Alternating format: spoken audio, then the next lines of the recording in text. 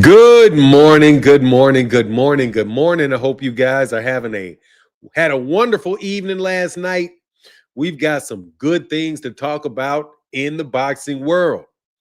I am going to have a fun time this Saturday morning. Kentrell LeGrew in the building. What up, man? Salute to you, brother. All things. Denali Smith, the beautiful Barbara D. Good morning. Andy Gill. What's going on? All things. What's go? Kamal Oz in the building. What's happening? Denali Smith, what's going on? For now, we really appreciate going live today. The weekends are my day off, and I can really enjoy the live. Thank you. Yeah, man, I'm back. I'm back to going every day. I'm back to going every day. I'm back to working every day, bro. So yeah, man, we're gonna do it like that, man, for sure. For now, I'm here, man. I'm here. I'm right here, brother. I'm right here, man. We'll wait for some people to come in the building. Yes, I saw that, man. I did a video on that. I want to talk about Jake Paul today. Yes, I did see those videos. Yes, I did see the video, the Jake Paul video, where Jake Paul was basically like, man, this is going to be a huge fight, bro. I have to tell you, man, I think that this guy is probably, he's the best promoter in boxing, man. Jake Paul. Jake Paul is the best promoter in boxing. Way to set a positive intention right off to the start. Yeah, look, man, this year I'm gonna really, really try to be as positive as I can be. I have to have more fun talking boxing. So as a result, I'm gonna be more positive about things, really, except for things that are, I just think are really bad for boxing, like Turki Alalsheik. I'm sorry. This is absolutely ridiculous situation that we find ourselves in, because on one hand, you have a guy that's making a bunch of fights but losing a ton of money, and another guy that makes a BS fight but makes a ton of money. So you have to think to yourself, why is it that Turki Alalsheik has that much money, but yet he cannot do anything really for American boxing other than stick American boxers on undercards? Really, sticking American boxing on undercards. But this fight with, hey, what's going on, Check Jason? Everyone is good for boxing. Not everybody is good for boxing. That's ridiculous. Alex Madrano. No, not everybody is good for boxing. Victor Conti is not good for boxing. Victor Conti is terrible. The so-called BS fight is just an exhibition. It's not sidelining other fighters. No, it is not. It's not sidelining anybody. Even though I have to say, Kamal, I don't know if you know, did you see what happened between Lamont Roach and Floyd Mayweather Jr.? I thought that was crazy. What's going on, Coach Chris? He said, Grand Rising, Fanon, Jake's fan base is crazy. They're white people, man. Of course they're crazy. Jake Paul, look, Jake Paul is white in America. He is white. He is popular. He's white. He's young, and he's popular. Okay? He has everything that he needs to be successful. Really and truly. I mean, not like he didn't work for it or anything. He obviously worked for it. He was a child actor. He took his child acting and he put it into social media. He and his brother grew their name. What's up, Leonard Ringo? What up, man? How you feel, man? Leonard Ringo in the building. What up, man? You know what I'm saying? So, like, Jake Paul is really an American. Like, he is great for boxing. I mean, I can't even tell you. Jake Paul himself is terrific for boxing. Just because of what he's doing with Amanda Serrano and what he's doing with the women fighters and what he's doing with MVP promotions just generally in the sport. Besides this kind of off thing. Yep, I sent you videos on Floyd. Yeah, I saw all of them, man. I saw all that shit, Kamal. Hey, Kamal, I'm on my P's and Q's, bro. You ain't even going to have to ask me. You don't even have to ask me if I've looked at the news that you sent me. I'm looking at it in real time. I'm going to be happy about boxing. I'm not going to allow my conscience to be continually dragged down into stupid arguments with stupid people who really just want to take advantage of the platform and not add to the platform at all. They want to take away from the platform. How the fuck is Jake Paul versus Tank good for boxing? How does it of that money trickle down to us fight fans who've been financing the sport?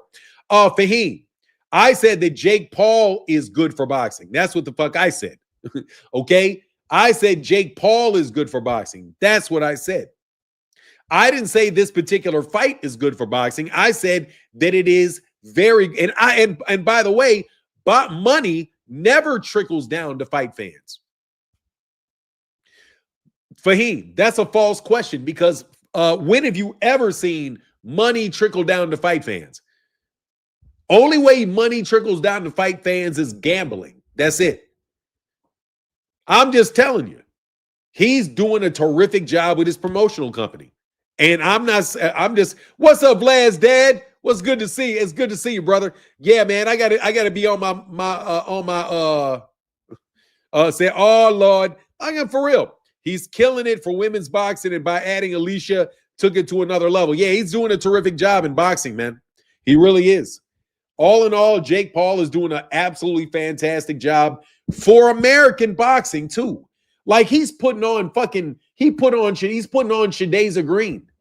And this fight card is probably going to have a lot of American fighters on it. And the fight card is going to be in Atlanta, of all places to put this fight, to put it in Atlanta, a black city.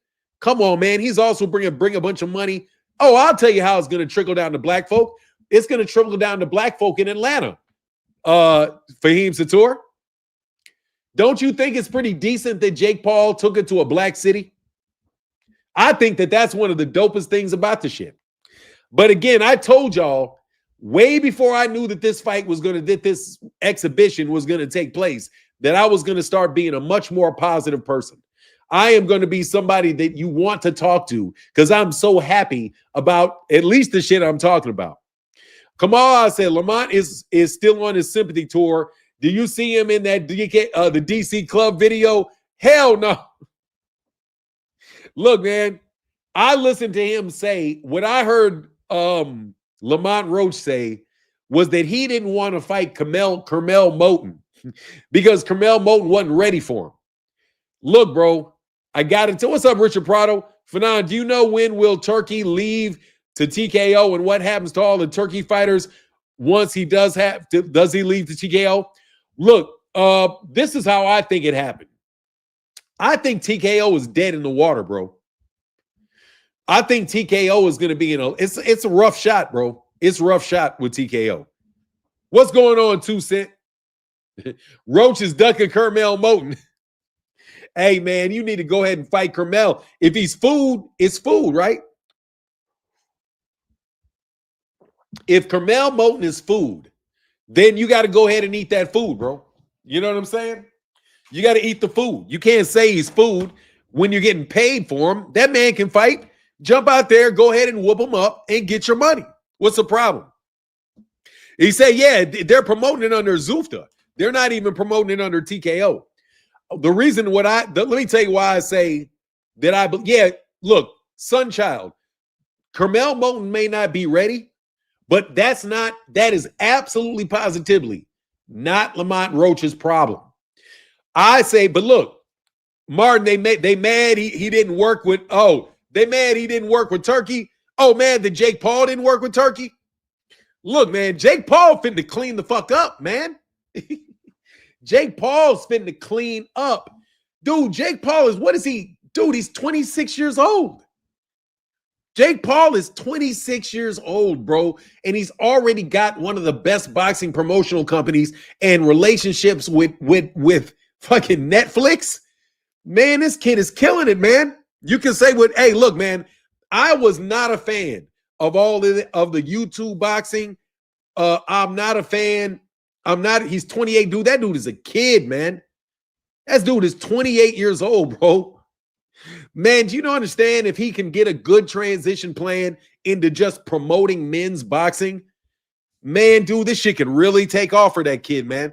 It's already took off for the kid, but I'm just saying, man, bro, he can really lock down boxing.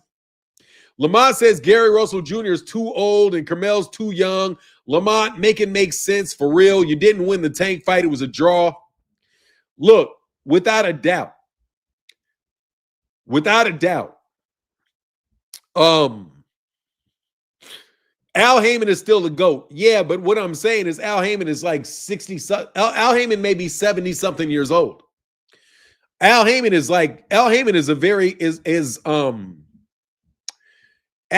does not have the ability, number one, to sell fights for himself.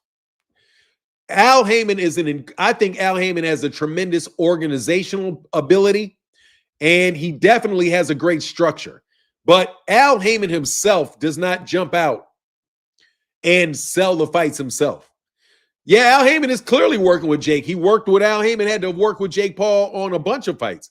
Al Heyman worked with Jake Paul on Floyd Mayweather Jr. fights. Yeah, absolutely. I know that he works with him. But look, Al Heyman is not a promoter. And I don't even necessarily have to compare the two. What I'm saying about Jake Paul is that Jake Paul is really, really, really positioned very well. And the fact that he is making money and Turki Alalsheik cannot make any money in the United States, all he's doing is wasting money. So you have a guy that is making money in Al Heyman. You have a guy in Jake Paul that's making money. And then you got guys that are literally losing, and you have somebody else that's losing a ton of money. Man, Fahim, you got to calm down, bro. Ain't nobody putting any pressure. Ain't nobody putting on no pressure on Roach. Come on, man. Y'all literally putting more pressure on Roach to Carmel instead of putting the same pressure on man, dude, Fahim, drop it, dog. What do you want people to do? Dog, the fight has already taken place. There's no need. Gervonta Davis is going to be in an exhibition with Jake Paul, bro. That is what is going to happen. What is Lamont Roach going to do? That's not something. It's not like we shouldn't be talking about Jake about this. There's no reason we shouldn't be talking about it. Come on, man. You want to, first of all, Fahim, it's an exhibition match. It's not a real fight. Come on, bro. No, it's just I think you're overdoing it. If you expect me, let me put it this way. You're overdoing it if you expect people to be mad about it every single solitary day. I'm not going to be mad about it every single solitary day, bro. I'm not fighting that battle, dog. I tried to talk about Terrence Crawford, and I mean this to the bottom of my heart, bro. I talked about Terrence Crawford and a legitimate issue about Terrence Crawford. And almost nobody is willing to say shit about Bud and this snack shit. Nobody is really willing to say anything about Victor Conte. You got Victor Conte at the top of the sport, literally guilt tripping people about drug tests, right? And I'm dealing with this, and I'm fighting with people over this, and I'm fighting with people. I'm not doing that. I'm not doing that shit for this. I'm not about to sit up here and be like, no. Gervonta is doing this is so bad. I'm not tearing that shit down. Because if I'm tearing that shit down, I'm doing the same shit that these people are doing that are trying to tear down American boxing, bro. Maybe at the very least, they could get a good undercard. You know, if I see a bunch of American fighters and good, really solid fighters on the undercard, bro, and I don't even have to pay for it on pay-per-view, you know what I mean? The only harm in it is that Lamont Roach and Gervonta Davis, that we got to wait for that fight. That's the only harm in this fight, because it's not a real fight. And on top of it, it's actually making money. Now, is it what I want? Fuck no, it's not what I want. What I would prefer is for Gervonta Davis to fight Shakur Stevenson. That's what I would prefer. But it ain't going to happen, so I got to take the good with the bad, bro. I want to see what the undercard is going to be, you know? That's what I want to see. What is the undercard going to be? What's the undercard going to be? But the exhibition itself, I'm not interested in that crap. He said no rematch after the fight versus Roach. No, I don't. I think, look, I know for sure, at least this is what's being reported, that Gervonta Davis already had already had agreed to fight Jake Paul. That he'd already agreed to it. So the fact that if he had won the fight, then he was going to fight Jake Paul anyway. You know? Why in the world would Tank look? I'm actually going to read this stupid shit you said. Why in the world would Tank jump on a Turkey train? Turkey's fights lose money, and Gervonta Davis is making more money than any Turki Alalsheik fighter. Gervonta Davis is going to make more money in this fight than any Turki Alalsheik fighter makes. Any of them. Even with you lying about the numbers that the guy's getting made. Like Devin Haney saying he was going to get $50 million for. Why in the world would he get $50 million for Ryan Garcia when the last fight between the two didn't make any money? What's up, Aaron Muhammad? How you feeling, brother? Good to see you, brother. I was thinking about you the other day, man. I was thinking about you, brother. You crossed my mind, Aaron. Yeah, I got to come on Saturday. It's a different crew on Saturday. Kurt Hurd says Saturday's normal now. Sweet. Yep. Saturdays are normal, but I'm not going to do the video stuff that I wanted to do. Kamal Oz said Shakur can fight Tio and Lamont, Carmel, or Gary Russell Jr. Yep, I did a video about that. Lamont Roach has a bunch of opportunities that he can have to fight. I just, the smartest one is Carmel Moten. Well, actually, I think the smartest one for him is probably Carmel Moten, because he'll probably beat Carmel Moten, because Carmel Moten is very green. He'll get a good amount of money. If he can pull it off, he'll get boom, he got a nice check, and he can wait for the Gervonta Davis rematch. If he fights Gary Russell Jr., he's probably going to lose that fight. So if I was Lamont, I might get a rematch clause out there with Gary Russell Jr.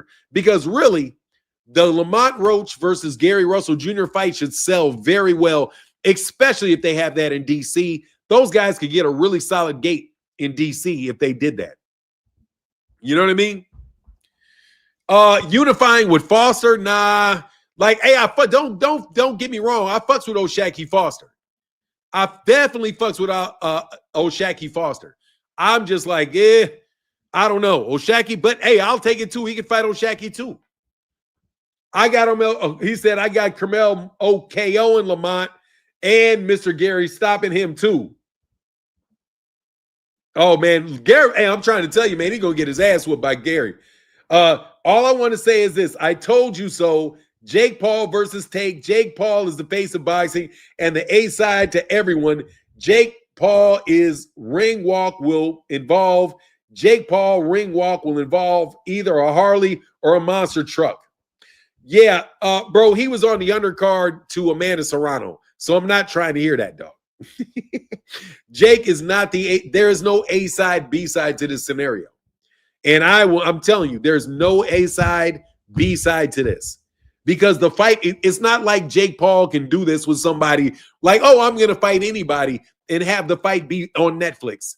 No, he's going to have to fight somebody, or for him to get that much amount of money for that.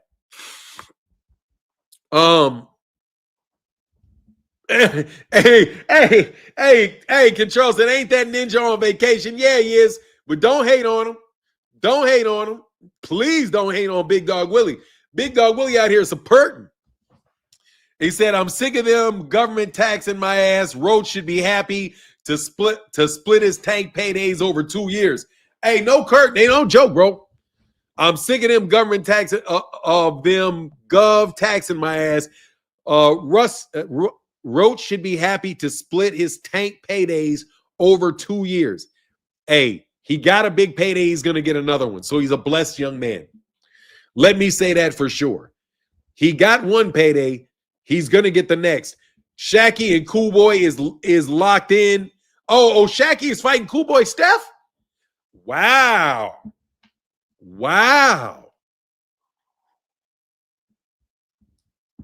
Oh, Shaqie Foster and Cool Boy Steph fighting. Wow. Cool Boy Steph going all the way to 130, huh? What was he before? He was 122.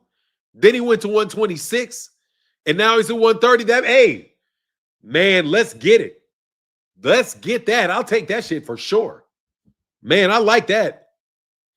Who do I have in that fight? I'm going with Philadelphia. He said, damn, Fanon. He said, damn, Noop, you way behind on the news about Oshaki? Nah, I ain't that far. Hold on a second, man. Has the fight been announced? Or are you just saying that shit's going to happen? I didn't know they was going to fight. Hold on one second. All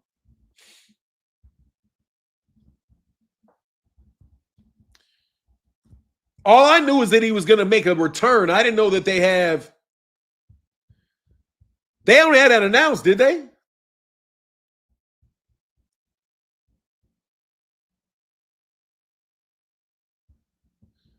Man, I can't believe I didn't know that.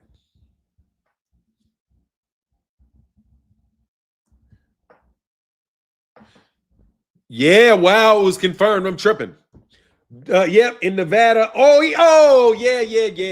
I knew that. He's going to be on the Fundora Thurman event. Yeah, he's on Fundora. Okay. Yeah, I didn't know that. Okay, that fight been signed for months. Yeah, I didn't know that. Or you know what? Either I didn't know it, I forgot it. I probably just forgot that shit. No, it's not going to be on. It's on the no, it's not. It's on the Fundora undercard. It's on the Keith Thurman Fundora fight in October. Yeah, my bad. Shit, I'm slipping. Hell no, but I'm gonna be more on my shit. Phenomenal Noop. I'm much more on my shit, bro, for real. And by the way, man, Phenomenal Noop. I did get that the Ali documentary done. We got another work we're going to get done. We're going to try to we're going to try to do weekly posts over on MH Blackwell. Yeah, it's been signed for so long that it fell out of the news cycle. Okay, I'm like, shit, what did I've been trying to keep track because there's so many fights that have been made. But hey, I'm a little bit embarrassed on that. Nope, yeah, I deserve. Yeah, I'm a little bit embarrassed on that. Where's my shit at, man? God dang.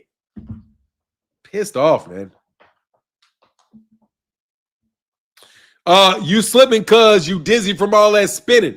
No, seriously, man. Fahim, I'm dead serious about what I think about that shit. I'm not spinning. You can say, I'm just telling you the truth, dog. Look, I want Turki Alalsheik to fail. I really do. I don't like what's going on with American boxing, bro. Oh, dang, no, you're not catching shit. No, you good. No, you good, bro. No. Phenomenal, you good, bro. No, I didn't mean to say anything negative about you. You might say, oh, dang, I got to catch it today. No, you're not catching nothing from me today. You right. I should have known that. Marlon Cosby said, what up, man? Marlon Cosby said, Chi-Town Love, keep spitting that heat for 9. They be hating on Tank. They do hate on Tank. So, Phenomenal Noob. You know I ain't got no problem with you, bro. I'm just behind on the news. I did not remember that those guys were fighting. I did not remember it. I could have sworn that I heard Shaqy Foster talking about going back and forth about he said, oh no, I'm about to no, I'm talking about I gotta catch the Ali doc today. Okay, yeah. Are you an American boxing fan or a global boxing fan? I'm an American boxing fan. Thank you for your $2. How can I be a global boxing fan, bro? I live in America. I'm an American citizen, so I am an American boxing fan. Also, with this leading ass question, I am also a global fan because the United States is on the globe. The United States of America is on the globe. So therefore, I am a global boxing fan. But I am an American, so I am an American boxing fan. Yes, I am.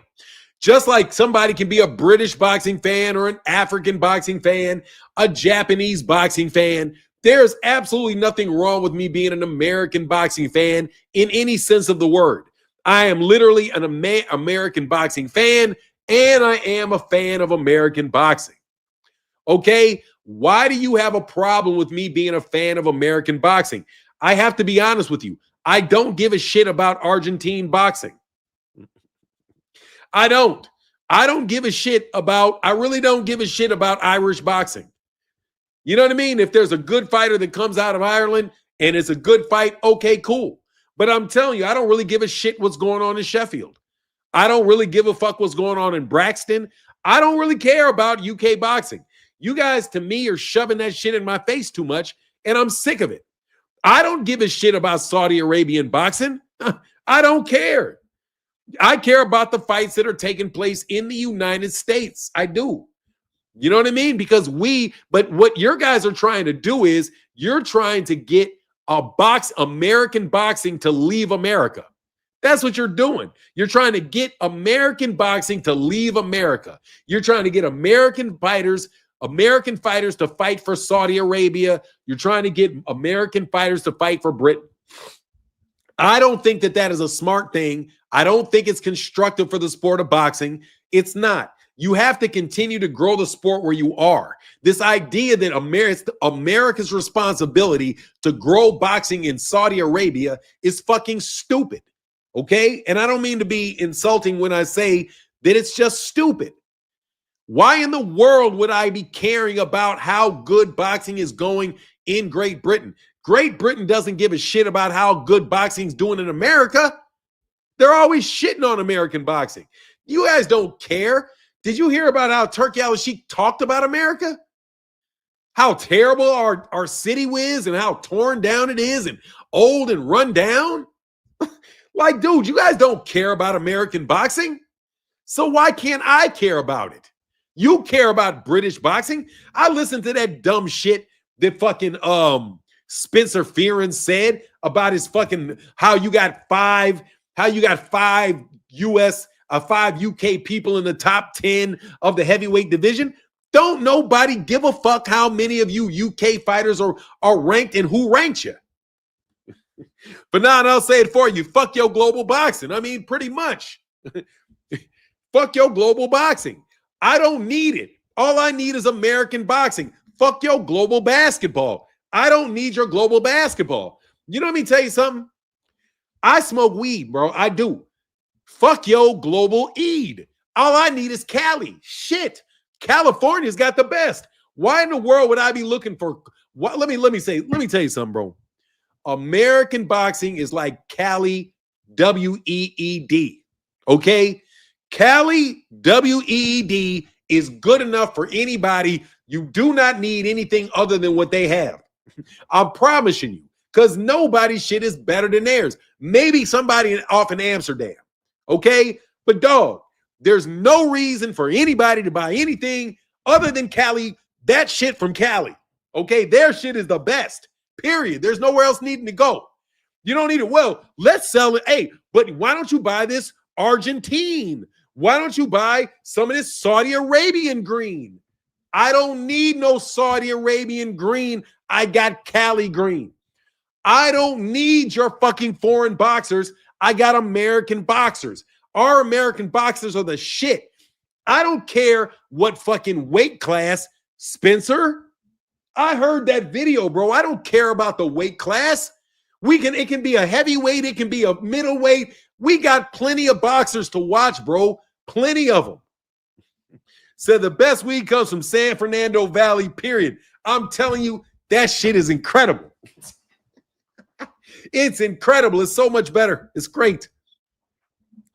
I told them America first. They said I was gaslighting. Look, man, we don't care about your fighters, bro. You want our money.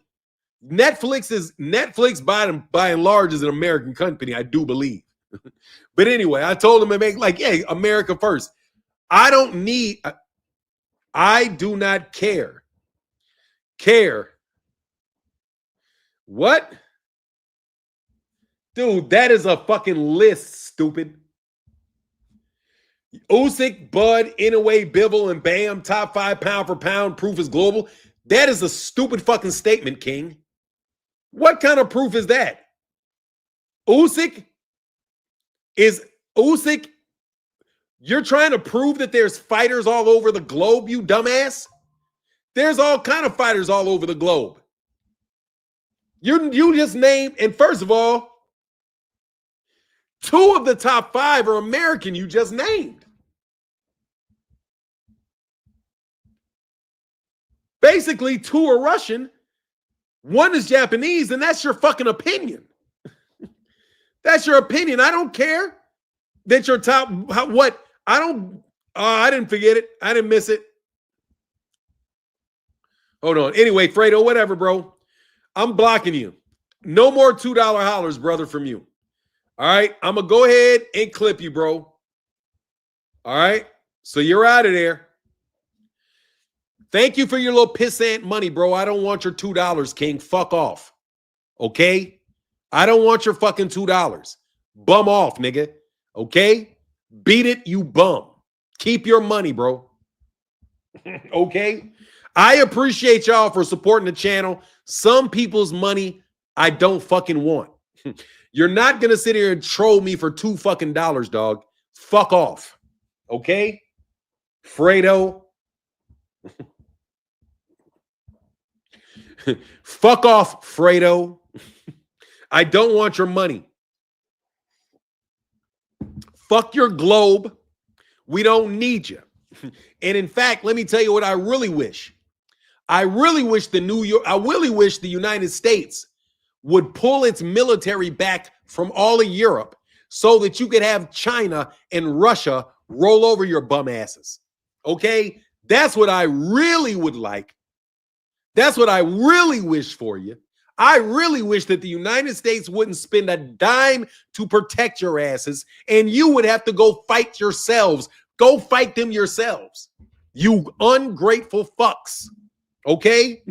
And then I would also kick half you niggas out the country, because I'm telling you, bro, I used to be a Pan-Africanist. I am no longer a Pan-Africanist. I want you niggas out my country. Okay? I ain't even gonna lie, bro. I'm gonna get into politics just because you want to talk about this global shit. Oh, this global shit. Get the fuck out of our country. I don't need your money. Okay? We don't need your fucking you don't need to come over here and get educated. We don't need your kids. Okay? So just go away. We got plenty of people in the United States that can do our jobs ourselves. Take your monkey asses back to your country and you go local in your own fucking country. What you mean by global is let you fucking pickaninnies come over here and steal our jobs. That's what you really want. You want you little pickaninnies to come over here and steal our jobs. No is the answer to that. I don't give a shit about your boxers, bro. Oh, Alexander Usyk is fire as shit. He can spend his entire career over there in Russia for all I give a fuck. Okay? And when he's in Russia, I can watch the fights on replay. I don't care about him coming to the United States, fighting in the United States. I don't care about him being aired on American TV either. Okay? And I fucks with Alexander Usyk. He's a great fighter. But the fact of the matter is, we don't need Alexander Usyk, bro. We got plenty American fighters for us to watch and argue about. Okay? And we don't need your fucking stadiums either. This stupid ass stadium fight, which is not even a stadium fight. You're forcing a fight into a stadium. There is no reason to be in a stadium because nobody's going to pay the money that they would pay to see it up close. Are they going to pay in a fucking stadium?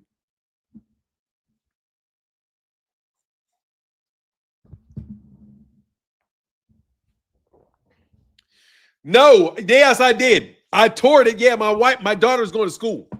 Yeah, I toured the campus. What's up, Thomas Hill? He said Usyk couldn't sell out a ballroom in New York. That's exactly, bro. We don't need you. Like all you really want to do is take the talent and you're going to extort the money and for the fight dates. That's all you want. You just want somebody to fill your fight dates. You're not interested in growing these people. You know what I'm saying? He said, welcome to the dark side, the right side. No, seriously, man. Hey, look, phenomenal noob. I am dead serious. My mother always told me about that shit. Always said it. My mother used to say this saying, if you're not black, you're white. That's what my mama always says. If you're not black, you're white.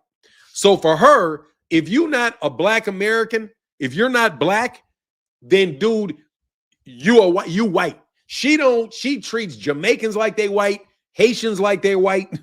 if they're not black in America, she treats them people a lot of times because they come over and they always think they're better than black Americans. With that, the thing about you guys is that you always come over here. You always come over here and act like you're better, act like you're smarter, always act like you got it right and we got it wrong. That's what you always act, but yet you don't want to be where you're from. The arrogance of a Jamaican to look down on black Americans is like, man, are you kidding me? You just got a fucking stereotype about black Americans, bro, because you want to look at the fact that we are an exploited people.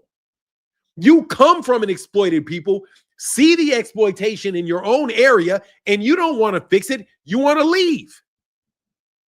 You want to leave where you're from, and you want to come over here for an opportunity.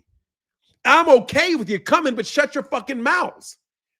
You know what I mean? Like, stop acting like you're better than us and stop talking down. That's the crazy shit. The fact that you have somebody like, even take like Steve Kim. Steve Kim is a descendant of, I believe he's a descendant of Korean immigrants talking down to black people. Bro, you don't even have your own fucking country. Your shit is ripped in half. North Korea and South Korea. How the fuck should you be talking to American blacks about doing shit when your country is still split in half? Your people are literally split in half. Your country is, you got your ass whooped in a war and broken half. So now you got to come over here looking for a fucking job, but you got the nerve to look at black people in America and say some shit? It's like it's fucking amazing to me. You know what I mean? Like, you guys literally are coming from fucking dust bowls complaining about what we're doing. Meanwhile, you're asking us for our money. But you guys have a superior, you know what the problem is? You got an inferiority complex when it comes to black people, number one, and you got an inferiority complex when it comes to Americans, number two. Because our country can, man, get the fuck up out of here, man. Man, shut the fuck up. I'm going to control the narrative by throwing your bitch ass out. This ain't no fucking narrative. It's the fucking fact. You want to tell me to stop bitching and lie, control the narrative? I don't have to control the fucking narrative. Fuck y'all.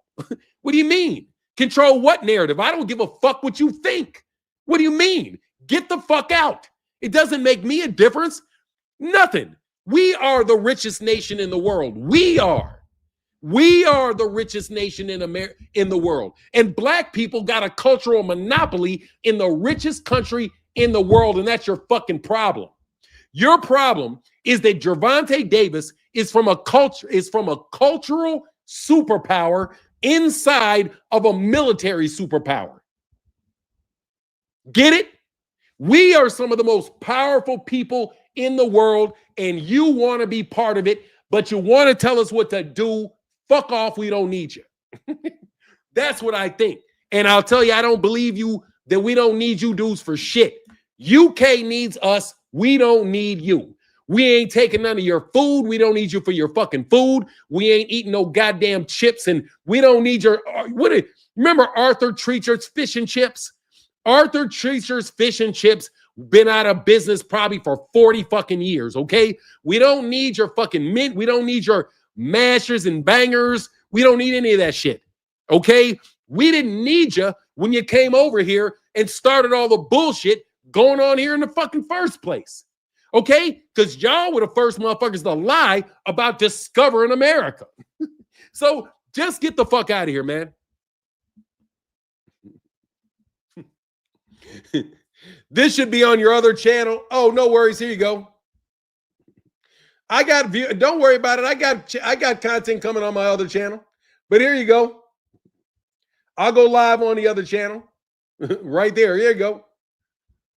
We're live. We're live.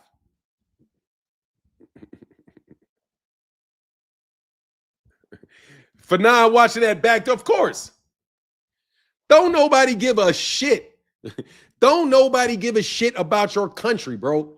I mean, I just want to literally, really tell you this. Americans are fine with America. We will go out and we will travel and go other places, but we are perfectly fine with America. The only problem that Black Americans got that matters is with white Americans. That's it. The only people that matter that got any real fucking power over Black Americans are white Americans. Other than that, all y'all can go suck a dick up to your hiccup. I don't give a fuck what you think. Okay? That's the truth of the matter in the United States. I don't give a shit what Nigerians think. Love y'all to death. But if you in Nigeria, I don't care what you think about America. Okay? I do not give a shit. We don't give a shit about none of you and what you think, because the only problem we have is white America. That's it. If we fix our problem with white America, that's all we need. That's it. Fix the problem with white America and we're good. We don't need you. We don't need more white people. We don't need it. Now, if you want to act right, then we can work together. If you act right, let me not yell. If you act right, then we can work together, bro. I don't have a problem working with somebody from another country, but you got to come with the response. You got to come with a reasonable attitude about the people you're working with, man. Do you know how you have any idea how arrogant Indians from India are around Black people, especially like Northern Indians? How arrogant they are. You guys are from a privileged class, leaving a privileged class, wanting to admittedly fit into another privileged class. So you look down at people just like you look down at people in the country you're from. We don't need you, bro. And we don't need y'all acting as a buffer class like y'all been acting for decades. Exactly. We'll be the good darkies. They want to be the good darkies. Look, man, we don't even need to be, bro. We don't need buffer classes, and we do not need coons. We don't need coons. First of all, if we got rid of the coons and we got rid of the toms, then we can make some progress. If you get rid of the coons and you get rid of the toms, then we can make some progress. If you get rid of the people that are buffooning, and if you get rid of the people that are so desperate to keep the status quo working for them, then we can make adjustments. But I'm telling you, we do not need you. And I mean it to the bottom of my heart. If you are a Black Brit, this is no offense. If I go to Britain and I go to Great Britain with an attitude that I'm better than the Brits because I'm American, you guys would have a terrible attitude about me. If I went to Jamaica and acted and started looking down on Jamaicans, you guys would have a terrible attitude with me. So do not fucking think you can come over here and have terrible attitudes with my people, but I'm not going to have a terrible attitude with you. We don't fucking need you. Thank you very much. We don't need you. Nothing. We don't need you to be our doctors. We don't need you to be our lawyers. We don't need you to sell us anything. We don't need you to defend us. We don't need you to tax us. We don't need anything from you. Not a damn thing. But you know what you could do to help out? You can get the fuck out. That's what you could really do. To help out American Blacks, you can get out and stop trying to compete with us for our own money, but yet you don't even want to act like you're competing with us. So you come in here and you try to tear down. What do? They got rid of admittance into universities based off of race. That's what you do. You come in here and you try to tear our advancements down so you can fit in. Dog, we don't need any more, y'all. Don't need you. We got plenty of them already. They wouldn't even allow us in their governments like they allowed over here, speaking on our behalf. But that's a story for different. No, it's a story for today. No, it is a story for today, Phenomenal Noob. Because I'm telling you, these boxing YouTube channels do the same shit. These dudes ain't even fucking American. These New York niggas. Let me tell you something about these New York niggas. Half them New York niggas ain't American anyway. They're Haitian Haitian, Jamaican, Dominican. They got all kind of dark dudes over there acting like they're speaking from black people that ain't even really black people, bro. They're fucking tethers too. One, they think they're Batman, especially up in New York, bro. Especially up in New York. Hold on one second. Gary said, my guy Fanon dropping all type of facts this morning. Salute Mr. Blackwell for telling the truth. I'm here for it, sir. Thank you, bro. I appreciate that, man. Appreciate your support, bro. Kamal said, we don't do the global citizen thing over here. Hell no. I don't want you here. I'm not going to lie, bro. And you know what? Joe A gave it up. He said, United States is the biggest marketplace in the world. It's the biggest marketplace in the world. Bro, the United States is not a marketplace. It's our country. It's where we live. What the fuck do you mean? It's the biggest marketplace in the world. So just because we got the most money means you get to come in and take it? Joe A, what sense does that make? What sense does that make, Spencer Fearon? Okay? Because, bro, I can dot I's, cross T's. I can absolutely put shit together, bro. We don't need you taking our money. We don't need your fighters. We don't need it.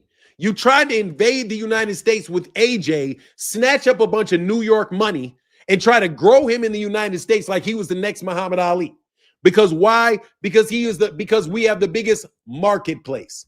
But you all see America as a marketplace.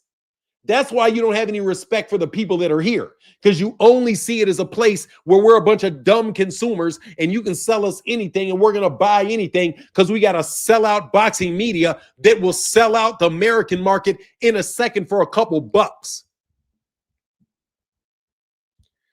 They'll turn their noses at us all everywhere. Man, exactly, bro. So Glow, man. Thank you, brother, for the dollar holler, brother. Appreciate you.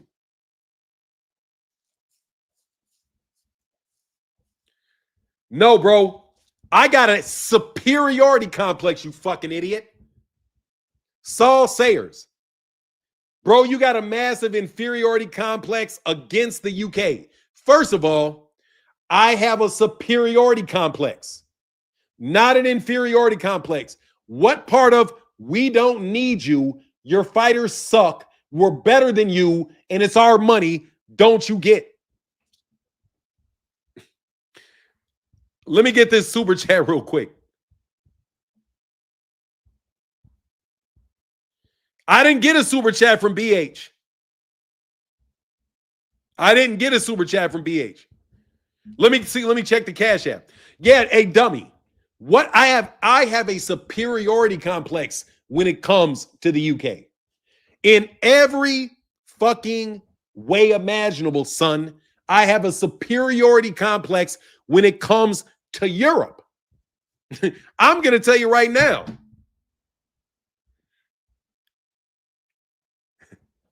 We way better than you. We are way better than you. Matter of fact, I think we're better than you at fucking everything. Dude, we're better than you at everything but soccer. We are literally better than you at everything but soccer and rugby. Other than any shit we actually play, we're better than you at. So why in the world would you think that we have an inferiority complex? We do not. I don't. I have a superiority complex. Believe you me. That's my biggest problem. I think I'm better than your ass. I got a massive. The UK created modern America. The UK didn't create shit. Matter of fact, let me tell you, dumbass, the UK never made it outside of fucking New York City. Bro, we kicked your ass when you had 13 colonies, homie. What do you mean? You didn't create, we whooped your ass. You created the common law. You created slavery. Yeah, you did. Yeah, you did. You created slavery over here. I'll give you credit for that. You created the slavery. Exactly. Didn't create shit. You didn't create a damn thing. And there you go. I'm over there on MH. Nobody's watching on MH Blackwell, though. Absolutely did. Hold on one second. Oh, big time. Big support, bro. From my guy, Phenomenal Show said, for the ministry. Yeah, bro, I be paying attention, dog. Hey, Carnell Tanksley says superiority is mine. They got it. They got the inferiority complex. Yes. Let me tell you what you niggas hear. What y'all hear is a massive superiority complex. I'm not lying, bro. I have a superiority complex. I don't have an inferiority complex. My mind does not work that I am. A matter of fact, what I really have is I got an equality one. I don't think anybody's better than me. And I know for sure we don't need no fucking UK. Dog, we don't even need no UK. We don't need nothing from the UK. Let me tell you how whack the UK is. I would not be surprised, bro. Let me tell you how much these niggas lie, bro. I would not be surprised if this came out someday that it was actually English was a language that started here. They took it over there, and then they came back over here and started a war in New York City and acted like they had it first. There's nothing I believe about Europe, bro.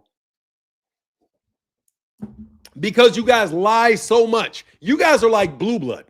Europeans lie so fucking much that you literally cannot. Oh, my bad, Jay Milts. I won't read it out loud. Oh, for sure.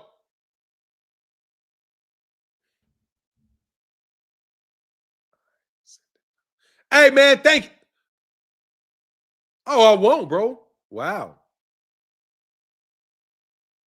Wow. Thank you, bro.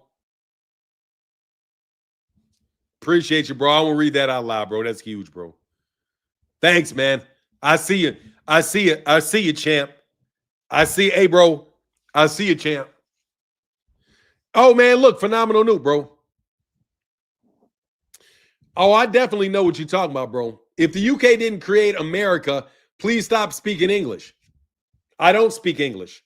I speak American. And you can get the fuck out. I don't care what you think. Watch this. I do not care what you Brits think about any fucking thing. Okay? Your philosophy is terrible. Your European philosophy is terrible. Your politics are terrible. You are the most vicious and cruel people on the face of the fucking earth. Okay? That's what I think about Europe. You sell out Jamaicans. Now, let me talk about you Jamaicans. You Jamaicans, and I got respect for you, but y'all a bunch of monkey ass, coon ass niggas too. Hopping your ass back over there, voluntarily over there to the UK when you really are closer to the United States. You guys hop your ass over to Canada. Take your ass to Canada, dog. Take your ass to Canada. I mean, for real. Like, if you don't like the United, I'm not going to Jamaica. I'm not going to the UK. We're not going there, bro. You know where we're going? We're trying to go to Brazil, man. You know, like, if we want somebody to partner with the United States, can it be Brazil? I mean, because if it could be Brazil, then at least we'd get a lot of really beautiful black women that would integrate. Bro, you guys are even separating and Uncle Tom and Conan and standing all kind of in the way, all kind of shit in the Caribbean. Get your asses the fuck up out of here, okay? We don't need you, all right? You guys even call us stateside. Oh, stateside. Man, it's fucking stateside my ass. Stay out of the United States. You know what I'm saying? If we want to partner with somebody, can we bring some Brazilian? Can you bring in some Brazilian female fighters, please? Can we get, you know what I'm saying? Something like that. Why would I partner with you? Why would we partner with, why would a black American want to partner of all the people in the world? Why the fuck would we want to do with some goddamn Jamaicans? Why would we want to fuck with a bunch of Jamaicans from the UK? Why? Don't act like it's not you, bro. Don't act like it ain't you, okay? We know it's you. You guys are all Jamaicans, and you're Jamaicans in the UK. So you guys go back and forth between Jamaica and the UK. You really are not connected to the UK. You're just in the UK to get the money. But you work for them UK white folk. You work with those UK white folk. I don't need you Negroes coming over here trying to be the black face for your white folk. Hell no. I'm already sick of you niggas doing that in Hollywood. Every other actress in Hollywood, like even Idris Elba. No joke. I fucks with Idris Elba. But Idris Elba did the worst Baltimore accent I have ever heard in my life, bro. He was terrible in The Wire. He didn't sound like he was from Wire. Everything is and they're terrible, bro. You bring all these UK actors in here to take black people's roles, man. Fuck on out of here, bro. We don't need you. You all right? Are you all right? Are you all right? Look, man, I am gonna talk. This is a political conversation right now. Jake Paul is a white boy. Okay. He said had a UK actor play Fred Hampton. Like, dog, my guy made that movie. My guy made that movie, and he had a black actor playing. Dude, they're very good actors. They're classically trained actors. But, dog, I know you could have found somebody from Chicago. Anyway, I'll leave that alone because my guy made that movie. Shout out to my dude, Charles. That's my guy. But look, man, back on this stuff, man. Seriously, for you UK dude. Bro, that nigga did not say, dog, dog. Idris Elba did not sound like he was from fucking Baltimore, dog. The difference between Idris Elba and that little killer, but anyway, I fucks with Idris Elba, though. Don't get me wrong, bro. I really do fuck with Idris Elba. I'm a fan of Idris Elba. He's a good dude. I was in a movie with Idris Elba. But at the same time, bro, let me tell you something, man. I don't fuck with that dude. You know what I don't fuck with? I don't fuck with that dude. What's the Chicago comedian, the Nigerian? What's his name? God dog, what is his name? Godfrey, man. God dog, man. Black when it's convenient, bro. That nigga is black. That's called being black when it's convenient, his ass. He was black when he was in Chicago, nicest guy in the world. Then the nigga got famous for a minute, and all of a sudden his ass started acting all kind of snotty and arrogant. Then he said they cannot do what we do, how we do, period. No. No. Look, man, Charles does make great movies, though. He got a lot of sleeper. Hell yeah, that's my dude, though. Yeah, fuck Godfrey. Seriously, bro, I can't fuck with Godfrey, bro. Hey, Noob, you've been paying a hell of a lot of attention. I love it. Yeah, man, I've been paying attention, dog. So I follow you, man. Phenomenal, Noob. Seriously, you be guiding my thought processes. You do. Give me 1 second, though.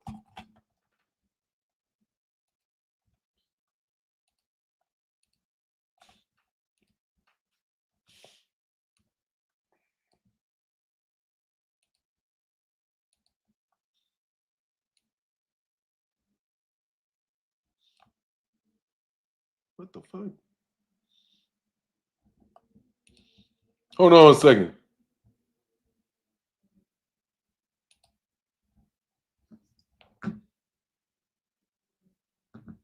Hold on a second. What the fuck?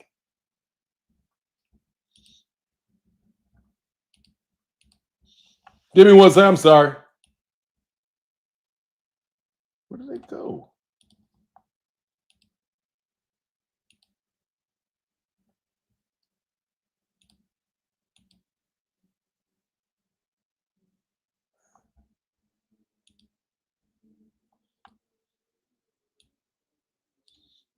All right, sorry about that. Who's with the big eyes? Light skin, side, hold on, light shade of dark. That guy is Martin. What is that? A lighter shade of dark. That guy is Martin. Who is that? Tina Warwick, Newark, New Jersey, where I live for most of my life. Jamaican Haitians are most of my neighbors. They didn't want my children to play with their children all their lives. Definitely shady. No, I'm telling you, man, like seriously, bro. It's Godfrey. Yeah, Fanon, the dude. What? Hold on. Oh, get my super chat. My bad. Victor says nobody cuts through the BS and to the truth. than you, Fanon. Look, man, I want to talk about that series, man. Thank you so much, Victor. Look, man, we in Black Americans, we're Americans, man. Dude, we have been in this country for thousands of years. Thousands of years, man. Thousands. Okay? Basically, what happened was there was an invasion that took place in New York City. I'm telling you, this is my Martin's version of what I think U.S. history really is. These states were already here. They were already occupied. You already had people everywhere over here, bro. All the way over here. You had Britain invade New York City. Y'all got a little corner of the country for a while. And then guess what happened? You got kicked out. You got kicked out because the people that you had there tricked on you, threw you out, and then they just proceeded to attack every fucking body else. And then they started lying about history and indoctrinating people in schools to believe things that are not true. You cannot discover a place that already has a lot of people here, bro. Sonny Boy said, keep pushing the comedian with the big eyes. What about, dude, I don't get that guy's a fake, bro. What is a Sonny Boy bias? What you talking about? Salute to you, Finny Shakur. What is this? Anyway, so you guys, I'm not trying to hear it, bro. There are already people all around here. You may have changed, switched up people's languages. You may not have. Who knows? You guys lie too much. It's like you got to really, it's like American history and really understanding American history is like going through a psychotic breakdown, because you got to reintroduce to people what was actually happened. Because some people, and I think it's use people. I'm telling you, man. He said, bravo for calling him out on his BS. Lie about everything, then documents located in the Library of Congress don't lie. I mean, yeah, they're lying because they're trying to make you a good citizen. They're not trying to inform you.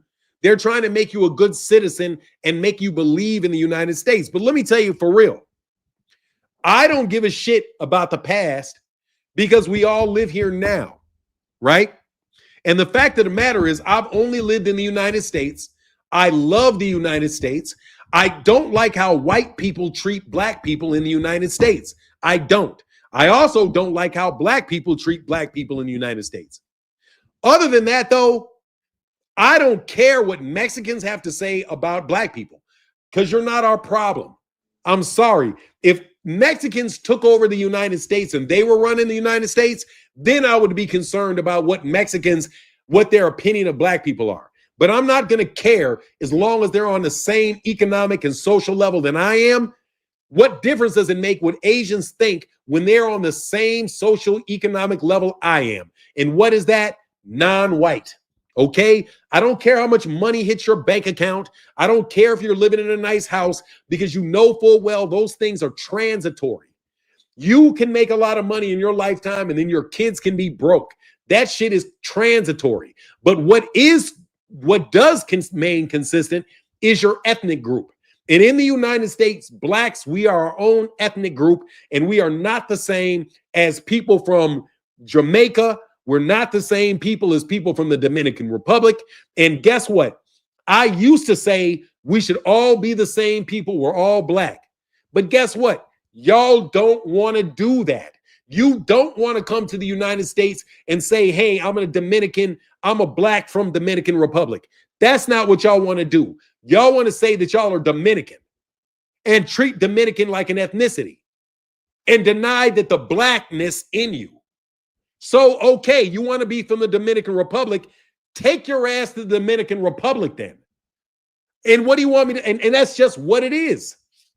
And that's nothing wrong with that, because we can't go to the Dominican Republic and take over the Dominican Republic and start looking down on people from the Dominican Republic and say, I'm an American, I'm better than the people from the Dominican Republic, but yet you can come from the Dominican Republic and act like you're better than Americans.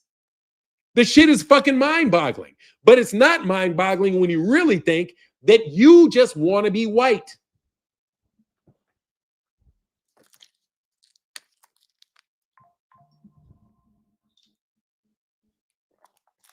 I don't care who the original man is, Creel the Traveler. Let me tell you. Right now, I don't really care about the past, but I will tell you that if they do not want to be part of our community, then go the fuck away because we don't need them. We are self-reliant. We don't need you. You need us. You do need, here is the fact. I don't go to any UK boxing YouTube channels. I do not have to go to any UK YouTube channels. I don't have to do it. But if you want to sell your UK fighters, you have to bring them to the United States. You have to bring them to us if you want those guys to be global. You become global when you see us. We're born global, okay? When you mean global, you mean a major presence in the earth. We are that because of who we are. We don't have to go to you. You want to be global, you got to come to us. Okay? We get the fuck out of here. You niggas can't even defend your own country without our money. Calling yourselves global. You piss ants can't defend yourselves. Great Britain cannot defend itself without us. Am I lying? Israel cannot defend themselves without us. We are so powerful that we got a bunch of sellouts in Congress, that are some of the most powerful people in the world because they control the black vote because they get elected in black districts and then they vote for pro-Israel things. Their whole Israel is fucking sitting on the backs of black America. Because without black America, Israel probably wouldn't even fucking be there. I'm serious. Because these racist white folk don't fuck with the Democratic Party. They don't want to spend all this damn money. It's the Democrats that want to spend all this money.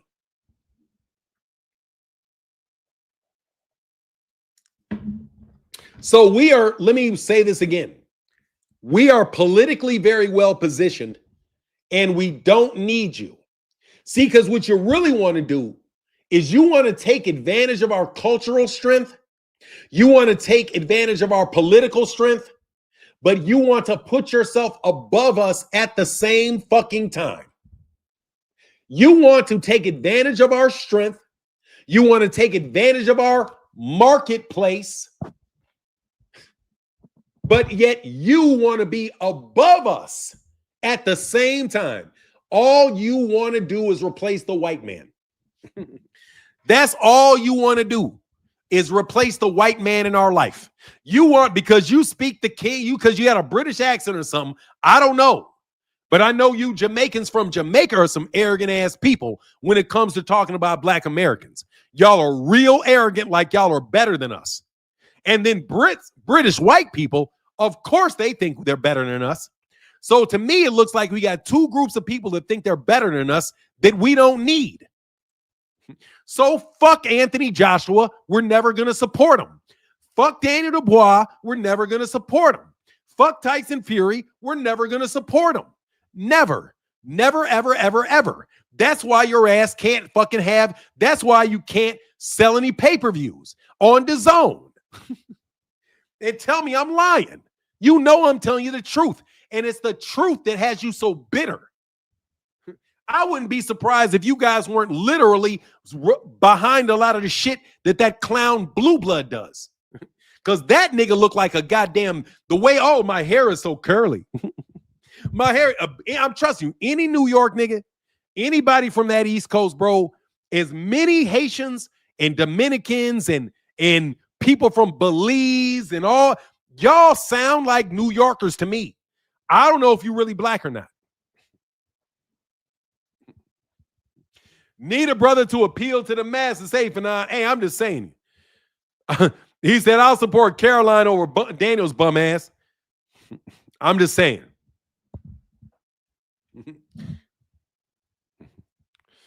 In New Jersey, not going to lie, certain towns have become all Spanish. When they used to be black, there's definitely trying to slowly take our black populated areas. Look, man, I'm telling you, we don't have that problem in Chicago because most everybody Everybody in Chicago came from Mississippi. So we don't have a port that people are coming into. So we don't really have that problem. We have a very homogeneous black population in Chicago called everybody is from Mississippi. You know? So it's just what it is. Give me 1 second.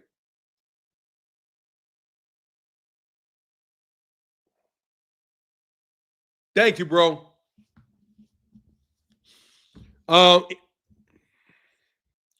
Mr. Common Sense said Africans don't like us.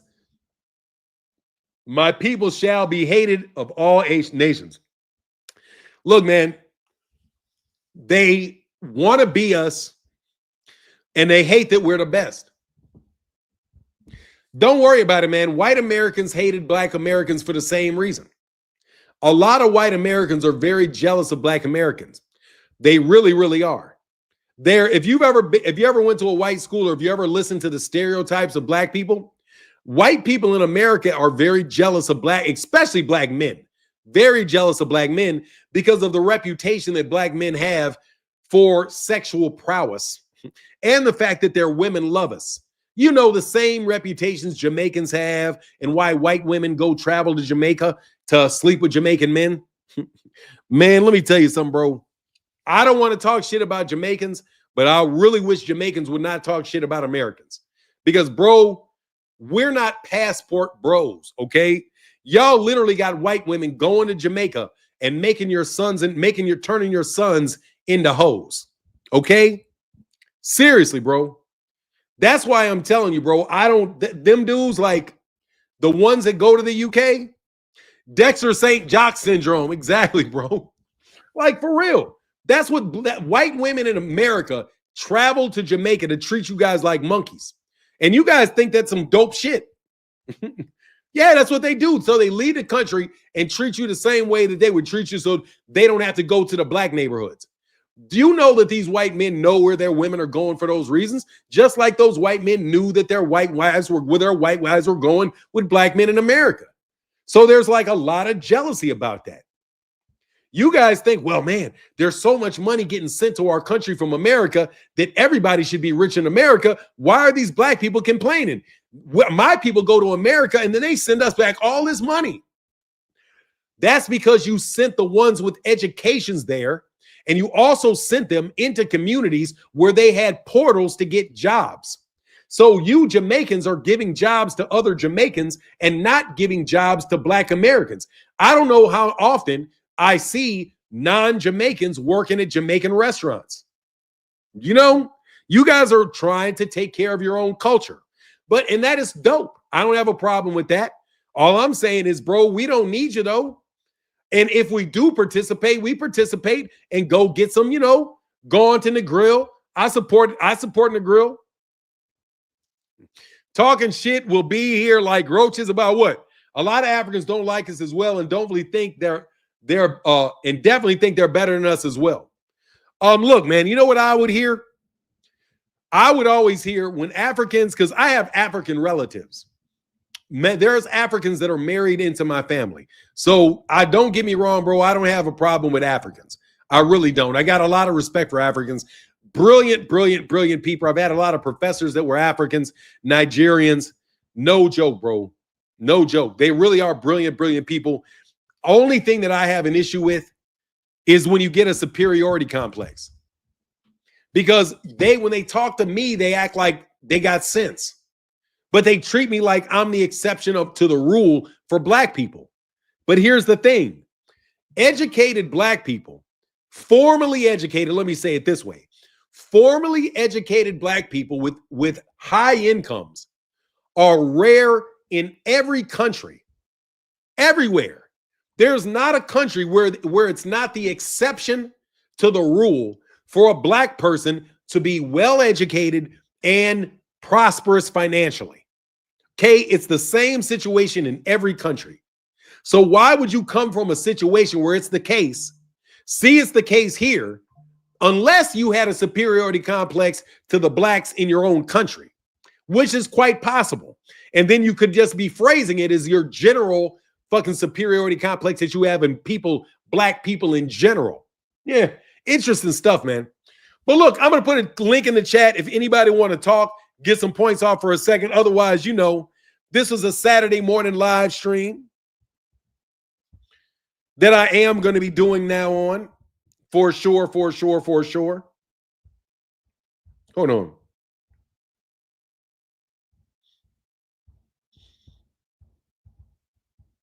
Mount St. Jock. Is that what it is? Yeah, I think that shit's demeaning. That's why I never slept with a white woman. Well, I did that's why I try to stay away from it. You know what I mean? The Phenom go up and cook with Big Nine Champ. What is that? Oh no, man! Phenomenal Show ain't got it. I don't know. Phenomenal Show usually ain't somebody that does a lot of that. What's up, Kamal? I figured you might want to cook on something. Yeah. I got some things to cook on. First, Fanon, always great to get out of, when boxing's a little light, and when it's not a little light, because Gervonta Davis and Jake Paul, they are the 600-pound gorillas in the room. They have set not just boxing on fire, but they set the sports world on fire, and actually the entertainment world on fire. Everybody's talking about this fight, from Hollywood to the entertainment world. Everybody's talking about this fight. I'll let This y'all has cook for a taken second. I'll all be of right the. back. Okay. What'd you I'll say? be right back. Y'all should be good for a second, huh? Yeah. You Yeah, good we'll for a be good. little while? 2 Cent? Absolutely. How y'all doing this Okay. morning? I'm good, man. I'll be right back. What's going on, Kamal? What's up, 2 Cent? What do you got? Man, listen, Kamal. I did a live stream last night, right, with my all-woman panel. Y'all be sure to join me every Friday at 6:30 p.m. where we have all women on the panel and we talking boxing. And it's a review show where I review videos and things that went on throughout the week. And I labeled my title is Gervonta Tank Davis sacrificing himself to save American boxing. Everybody was in a frenzy. But the premise of the show was we compared the Tank Davis and Jake fight to the Canelo Crawford fight. And last night, the fight had just got announced 1 day ago. And we came to the conclusion that the Canelo Crawford fight was built like a house of straws. And the Tank Davis and Jake Paul fight just came and blew that shit all the way down, just like that in 1 day. And I don't think people realize Turki Alalsheik has not been saving American boxing. He's actually been doing the complete opposite. He's been taking fights out of the U.S. He's been putting on fights in the middle of the street in New York that can't nobody watch and go see. He's been taking y'all favorite fighters, destroying their market, limiting their visibility and destroying their fan bases. And I think it's all intentional. We keep wanting to say Turki new to boxing and he don't know what he doing, but Turki and Jake Paul are both new to boxing. How come Jake Paul ain't making those same mistakes? How come Jake Paul ain't putting on a fight in the middle of the street that people can't go see? How come Jake Paul and Tank Davis drop a fight and in 15 minutes it's all over the United States everywhere? You got cooking shows damn near writing articles about this fight. And they don't even talk about boxing. And these people on YouTube, these quote unquote hardcore fans, want to sit on this internet and act like this isn't good for boxing. It is good for boxing. I don't understand how you can be this quote unquote fan of boxing and you can't appreciate something like this for the sport. It's an exhibition fight. Can Tank do this fight and then move on and fight other people that y'all quote unquote want him to see? He can, if that's what he decides to do. Can he retire? He can, if that's what he decides to do. But the point that you're about to get tens of millions and people, 30, 40, 50, 60, 70 million people watching this fight, how could this not be good for boxing? How could you prefer somebody not do this and do something else that won't be nearly of this magnitude when you see the state that American boxing is in right now? Like it or not, this is refreshing for a lot of people, except these quote unquote hardcore fans that sit up here on YouTube. And if I'm honest, and I'm gonna pass the mic to you, Kamal, what I'm starting to realize, it's the hardcore fan that's destroying boxing, not the casuals, because the casuals accept boxing for what it is, and they let fans accept boxing for whatever they want to accept it for. They don't try to put everybody in a box and tell them what they should and shouldn't be liking or should and shouldn't be watching. So, in all honesty, it's y'all hardcore fans that need to reevaluate how y'all think about the sport. Go ahead, Kamal. No, you're right. But, people like Fahim and Fahim, I like you, bro. But you asked me a question in the chat earlier, and I'm going to get 2 cents on this. Fahim said, how can I say Canelo's retarding a division versus Tank taking an exhibition? Well, number one, Tank is not the undisputed champion. at 135. He has one belt. Number two, we haven't seen the WBA mandate him or threaten to mandate him to fight opponents, and their progress has been blocked, right? That has not happened with Tank because Tank fights his mandatories. So Canelo held up the progress of two of the most dangerous fighters at 168 that people actually wanted to see him fight. In the two Davids, David Morrell and David Benavidez. And the WBC threatened to mandate David Benavidez on multiple occasions as Canelo's mandatory and then let him get out of that. So also, WBC held up Christian and Billy, and they have him as the interim champion, despite the fact that Canelo's fighting now at welterweight, and Canelo is active. So that's an asinine point, Fahim. There's a grand difference between what Canelo's doing at 168, holding all the belts hostage, retarding the progress of division, the WBO corruption and putting Crawford at number one ahead of guys like Diego Pacheco, who's put in the work in the division. You can't even compare what Tank's doing to Canelo. That's a retarded opinion, Fahim. So there, I addressed it right there. So one exhibition fight. Number one, WBA said they're gonna take a look at the situation. They're gonna evaluate it. Go ahead, WBA, because if you strip, and I don't think they'll strip Tank. I think they'll make a strongly worded statement or whatever. But if they do That strip wouldn't Tank, even make any sense, Kamal. Like, who you yeah, gonna strip him and give it to who? exactly, exactly, exactly. And Fahim, it's not that it's someone else. It's the fact one guy's holding four belts. Had two guys move out of the division. WBA corruption prevented them from mandating David Morrell Jr. and a title consolidation to fight Canelo. Then they arranged for David Benavidez and David Morrell to go up and fight each other, and then Canelo immediately fights Bumlongo, who moved in at David Morrell's situation. If you don't see the difference between what Canelo's doing and what Tank is doing, just by virtue of one having four belts and the other one just having one, then you're just retarded, bro. I don't know what else to say, Tucson. I want to get your thoughts on that because Fahim said that I have a double standard when it comes to Canelo holding the belts hostage, and in my opinion, holding a division hostage at 168 and not fighting those guys. The examples that I utilized and Tank, what Tank's doing, and I just said by math, by virtue of math, you can't compare the two. But I want to get your 2 cents on what I just said there. Well, this is the thing, Kamal, right? And then this is what I've realized also. It's hard to explain yourself to people that insist on misunderstanding. A lot of times these people like to take things and compare them, and it's going to lead me to my next point, that literally have nothing to do with each other. So you know what I tell people? I just tell them I'm biased. Then yeah, I'm biased, because this whole concept of you being a fan of something and giving your opinion of something and quote unquote not being biased, the only thing, this whole not being biased thing, in my opinion that they like to hide behind, is just for you not to state your opinion. Because as soon as you state your opinion, oh, you being biased. Listen, stop trying to compare apples to oranges. Things aren't the same. Did Tyson Fury have a belt when he fought Ngannou? Like, there was no issue there. Ngannou had zero fights. Zero. He had never had a boxing fight ever. You feel what I'm saying? Nobody was in the uproar and crying about him being stripped and all of that. And what did Tyson Fury go on to do? He went on to fight Alexander Usyk. So I'm not sure what all of this crying is about. And another thing I wanted to bring up about the comparison, and I want to get your 2 cents about this, Kamal. People insist on trying to compare Turki Alalsheik to Al Heyman and making it seem as though he did the same thing that Al Heyman made. And I keep telling people he's nothing like Al Heyman. He's nowhere near Al Heyman. He didn't do one single solitary thing like Al Heyman. So I wish y'all would stop saying that.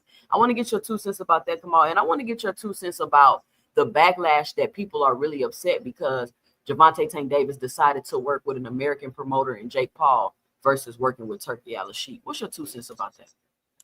It's so funny, 2 cents, 2 cent boxing, because you just brought up some great points that I wanted to address. These same jabronis, and I'm not talking to you, Fahim. I'm talking about corporate media. I'm talking about the people in the YouTube echo chambers. They said that Tank had no choice but to kiss the ring of Turkey Al-Sheikh. That's what they told me.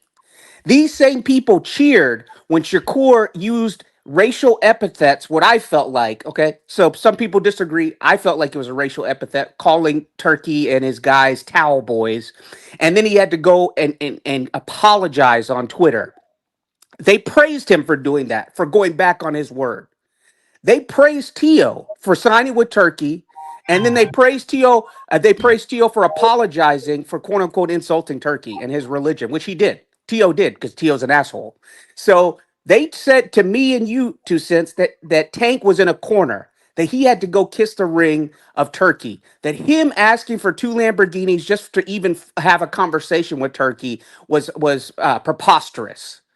And you know what, Tio, and what you know what Tank and Jake said is "f you," because you know what, Jake called Turkey after Turkey collapsed the Canelo Jake fight. He called Turkey a sports washing fool, and they had a little beef, and then they publicly made up.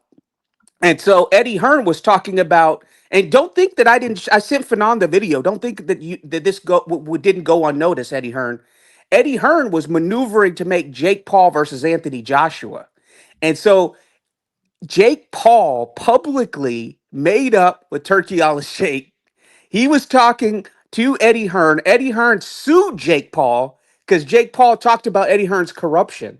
And Eddie Hearn, I don't know if he still has a lawsuit against Jake Paul, but he definitely initiated lawsuits against Jake Paul. And Jake was publicly negotiating with both. And then he and Tank pulled the rabbit out of the hat. And Tank gave the middle finger to everyone who told him that he had to go over to Saudi Arabia and talk to Turkey Al-Sheikh. He gave the middle finger to everyone who said, "Oh, it's ridiculous that Tank would say demand 2 Ferraris or 2 Lamborghinis, whatever the hell it was, to talk to Turkey Al-Sheikh." He gave the middle finger to them because he and Jake Paul both G slapped and G checked Turkey Al-Sheikh, Eddie Hearn, corporate media, and all these other clowns, DAZN, all these other people. Because if you recall, when Jake They Paul, messed up everybody. they messed up everybody. Because if Hey, let me get in for 1 second because I did something I want y'all to know. Frequent flyer, you came up to the panel and I blocked you from the panel. And I did that because I'm not interested in that shit anymore, bro. You're not real. Okay? So Bill Haney or whoever you work for that has you always here during these topics, dog, just tell them you're not wanted anymore, okay? I want to tell you that because when I left the room right before I talked about this, I talked about tethers. You remember? Like we were talking about how what people don't have respect for Black Americans. They come from other countries, don't have respect for Black Americans. It reminded me of Claymore Rain. And I got a little bit pissed because Claymore Rain was a thief. And I'm going to tell you why I say that. When I was listening to 2 Cent talk about her all-women panel that she has every Friday night that you guys should watch, 2 Cent always comes up here and is honest about her intentions. She lets me know what she wants, and she asks for what she wants. She did not pretend to be something she was not. Claymore Rain pretended to be a truck driver that was just somebody that wanted to talk boxing, when in reality what he was a bot sent more than likely by Blue Blood to take up my time, take up my audience, and steal from me so that he could gain recognition and then take it over to Blue Blood. And it was not the first time that they did that to me. So frequent flyer, you're not welcome here anymore. None of you guys are welcome here anymore. You're not going to steal from me anymore. If you want to talk, put it in a fucking super chat over $10. Because that's the only way you're going to ever speak to me. Because I'm so tired of people trying to steal from me. Because that's what you're doing. You don't care what I think. You don't care about the subject.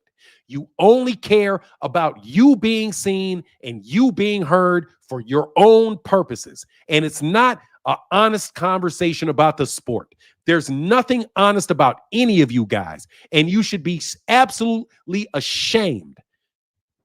Anyway, I just want to cut in there and let you know, bro, do not come back. You are not welcome at all. No more bots. If I think you're a bot, you're gone. That I want to have real conversations with real boxing fans that have real opinions. I don't want extensions of the Boxing Writers Association of America. I don't want extensions of Bill Haney, extensions of anybody else to come talk boxing to me and not be honest about who they actually are. Leave me the fuck alone and stop trying to steal from me, because that's what Claymore Rain, every fucking penny that you've gotten paid to you in boxing is a fucking theft of me. Because I never would have talked to you if I would have known that you were actually some fake ass plant journalist. I would have never had a discussion with you. But you come into my zone and steal. Phoenix, the assassin, is an honest person. He tells me what he's there for. Kamal is an honest person. I am not a fake channel. Go the fuck away. And who's the one who told you about Claymore Rain and Kyle? What was it? Kyle Porter, Kyle Potter? I mean, that I jabroni? knew. No, bro, I knew, bro. I mean, you told me, but I knew. I'm not stupid. I know that that's what a lot of people do. Because, bro, Kamal, who I am and what I am, and like beyond this, people always do this shit to me. All fucking ways do this shit to me. Bug up, buddy up, try to get close so they can get close to somebody that I'm cool with. You know how many people try to buddy up to me in my whole fucking life to meet my father or to meet my brother or to meet somebody that I'm cool with? I get somebody elected mayor, they want to meet me so that they can get a meeting with the mayor. They want to meet me so they can get a meeting with President Obama. That's just the reality of my fucking life. And I got the fuck away from that to talk about boxing, and you fuck niggas act just like them bitch niggas do. That's why I said you guys are, it's like I left politics for real. And I said, man, I'm not doing this politics shit no more, man. Niggas keep trying to take advantage of me all the damn time. Then I come here and you fuck niggas take advantage of me full fucking time, bro. So fuck you niggas. Get out of my country, you Haitian piece of shit. That's what I think. I think there is a parallel to that, bro. You guys want to come to the United States. You want the benefit of being black, but you don't want the responsibility of it. So you look down on everybody else. If you're going to come and be black, come be here and talk to us and want to partner with us because you want to partner with us. Don't come over here because we're money bags. Don't come money bag me because you don't nobody give a fuck about what you talking about unless you talk to me and you can set yourself up to be some counterpoint to me. I'm not debating none of you. I tried to get you bum ass niggas to debate me for 2 straight years. You fucking clowns would never come directly at me. So what you have to do is you got to send some fake phony niggas like Claymore Stain to ask me a bunch of questions every fucking day. I feel like I'm giving a fucking interview to this nigga. Like, goddamn, how many questions you got for me, you no position having dick? Okay? Spencer Fearon, Blue Blood, all you little tricky dick ass niggas, get your fucking bots the fuck from around me and go over to 2 Cents channel. You can at least give her the ad fucking money and subscribe to her and let her debate you all day long. Do that with her. But you're not going to take advantage of me anymore, bro. You don't get any more airtime with me. The only people going to talk boxing with me are people that I fucking like. I don't want to talk to a fucking boxer. I don't want to talk to a fucking manager. I don't give a fuck if Al Heyman his goddamn self wanted to talk to me. Fuck you, nigga. Don't call me. That's what the fuck I feel about you niggas. Okay? Beat it. Don't come back. Leave me alone. Okay? You niggas are a bunch of fucking crumb bums that are filing around me and trying to use my power for your good. And I'm not doing that shit no more. Nigga, if I don't know you, don't click the link. And I mean, nigga, I need to know you for a year before I'm going to talk to you. You don't deserve to talk to me. Rollo doesn't deserve to talk to me. You haven't put the work in to talk to me. If you're going to be if you're trying to do the same shit I'm trying to do, then you got to come in honesty, bro. You got to be an honest person. Tell me why you're here. Don't try to be a plant for some fucking body else, bro. I will do that all day. But I'm sick to fucking death of you niggas doing this shit and fucking up boxing because you're fucking it up. You don't even care that this nigga Turki Alalsheik is running box. This motherfucker's trying to lose.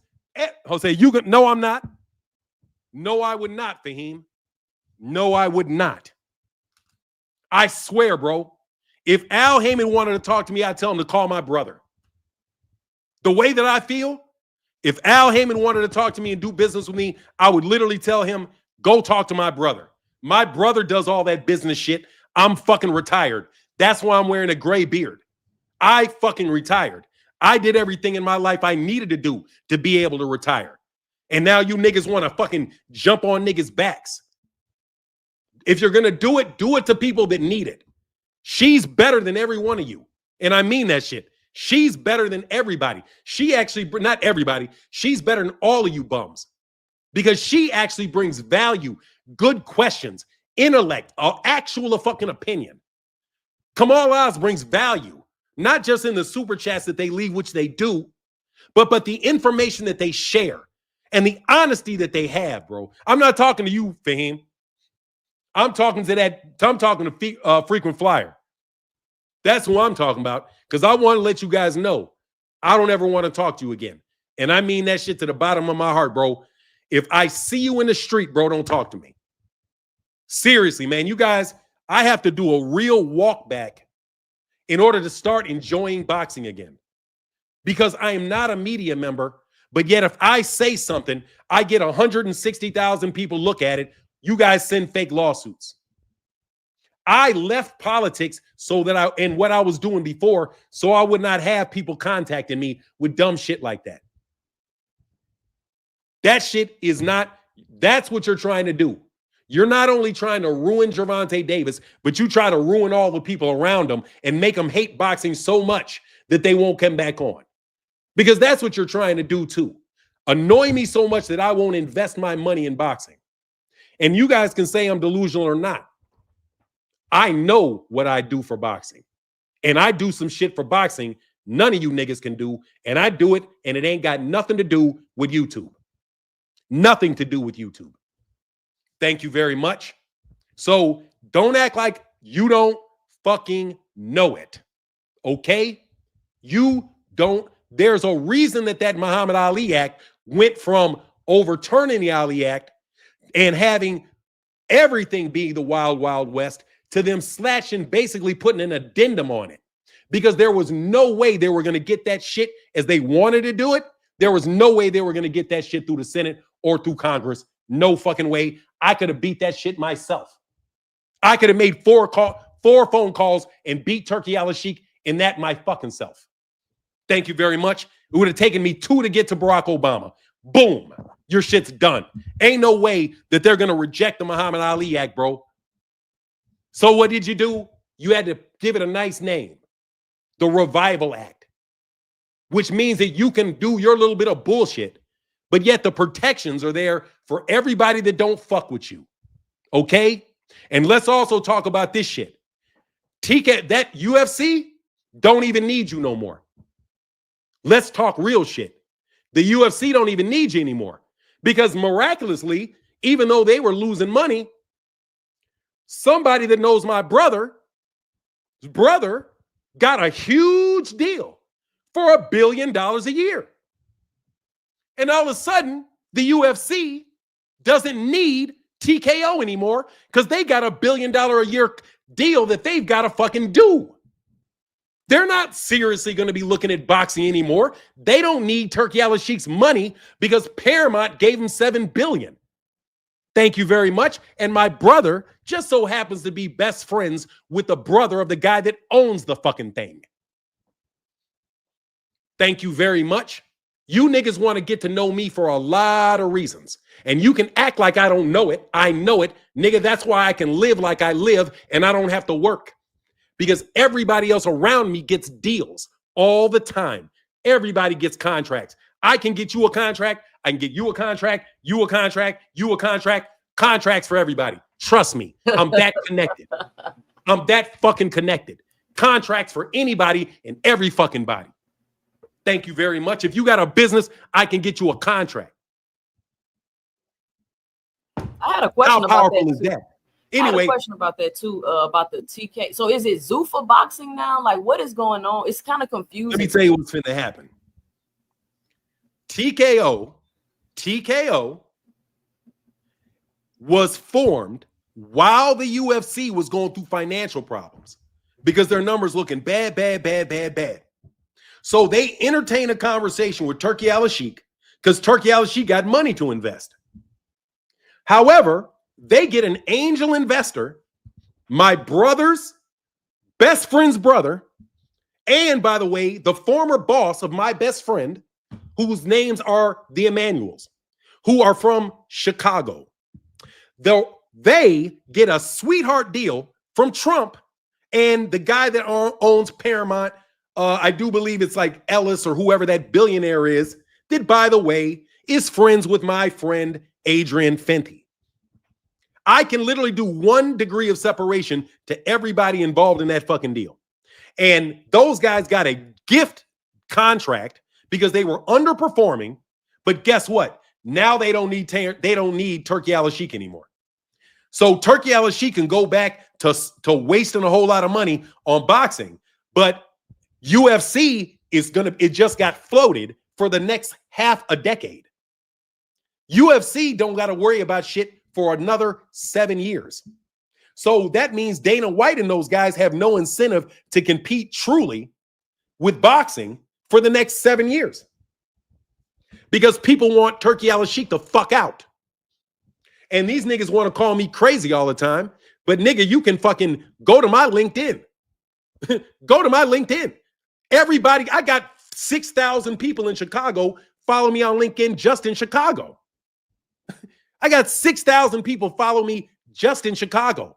I'm way bigger on LinkedIn than I am on YouTube or Twitter. YouTube and Twitter is my retirement job. Fuckers, I'm a connector. I'm the plug, nigga. I'm the one that can get you to that governor. I'm the one that can get the mayor elected. I'm the one that can do it. And I'm the one that gets the contracts for people legally. Legally. Nothing illegal. All legal. So anyway, like I said, I told you I could shut down that Ali shit for a very major reason, which I'll never share with you. But you better fucking believe Muhammad Ali's name ain't getting taken off no goddamn congressional act while I'm alive. Believe it. For multiple reasons, which ain't none of your goddamn business. I think people should have even spoke more about that when they even tried to attempt to change or repeal the Muhammad Ali Act. I don't think people really understood the ramifications of that if that were to happen. I don't even think they really care. It just seems to be a push to push American boxing out of America and then say American boxing is dead. Like, it's all weird. But I think Turki Alalsheik, I think that whole he said exactly what he meant, that arrogant prick. He said he meant to tear down all the promoters and all the managers. That's what Turki Alalsheik wanted to do. And he needed somebody in the US to support him on that. And Dana White was trying to do the same thing. So he tried to partner with Dana White. But Dana White don't run fucking nothing. Let me repeat this. Dana White don't run a fucking thing. Nothing. Ari Emanuel does. He never needs to promote another boxing match. Ari Emanuel, let me finish because I'm saying the specific names of the people that run shit. Ari Emanuel runs it. Rahm Emanuel runs it. Rahm Emanuel is best friends with Barack Obama. Barack Obama is best friends with my brother.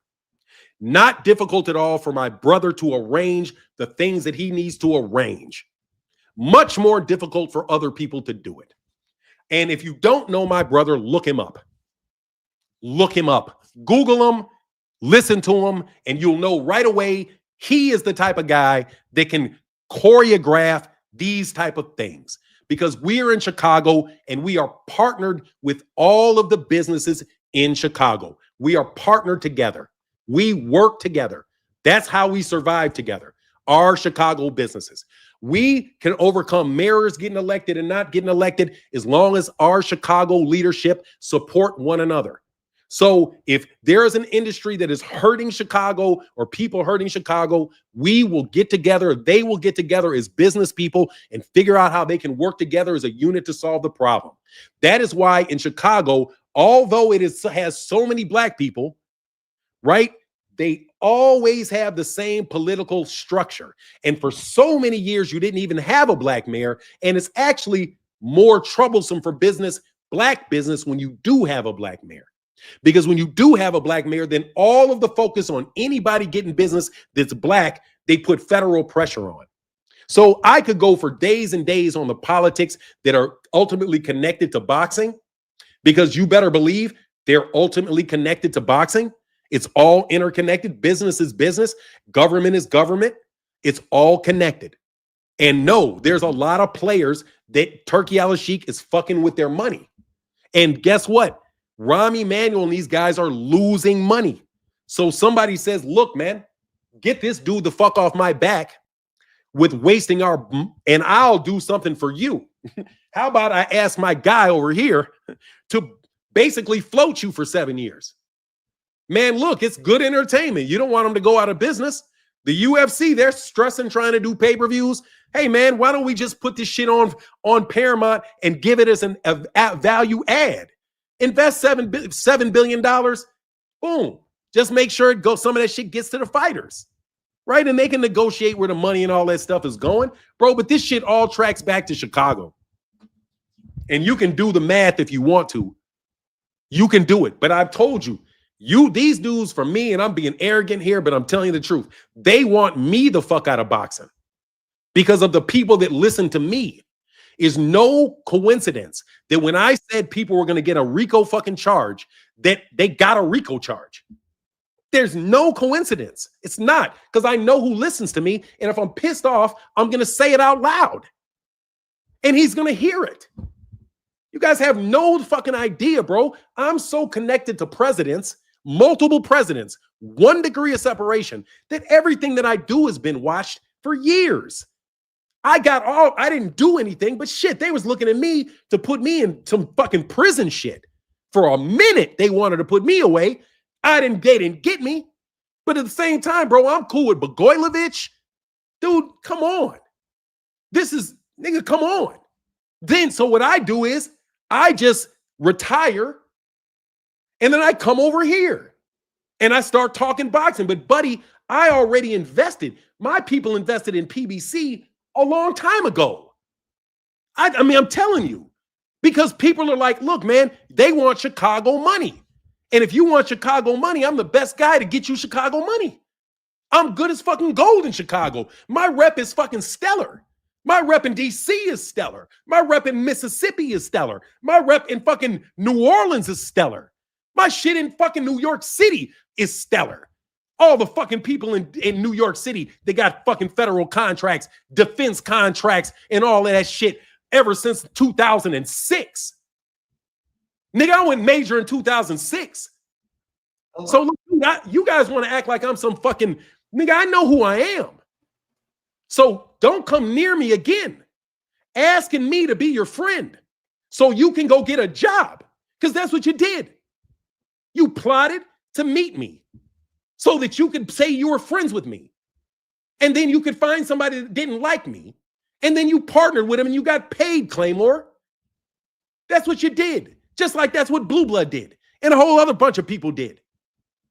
Because, bro, boxing exists within the world. But I told you, just to get out of that personal stuff and back onto the boxing and how it affects boxing as a whole.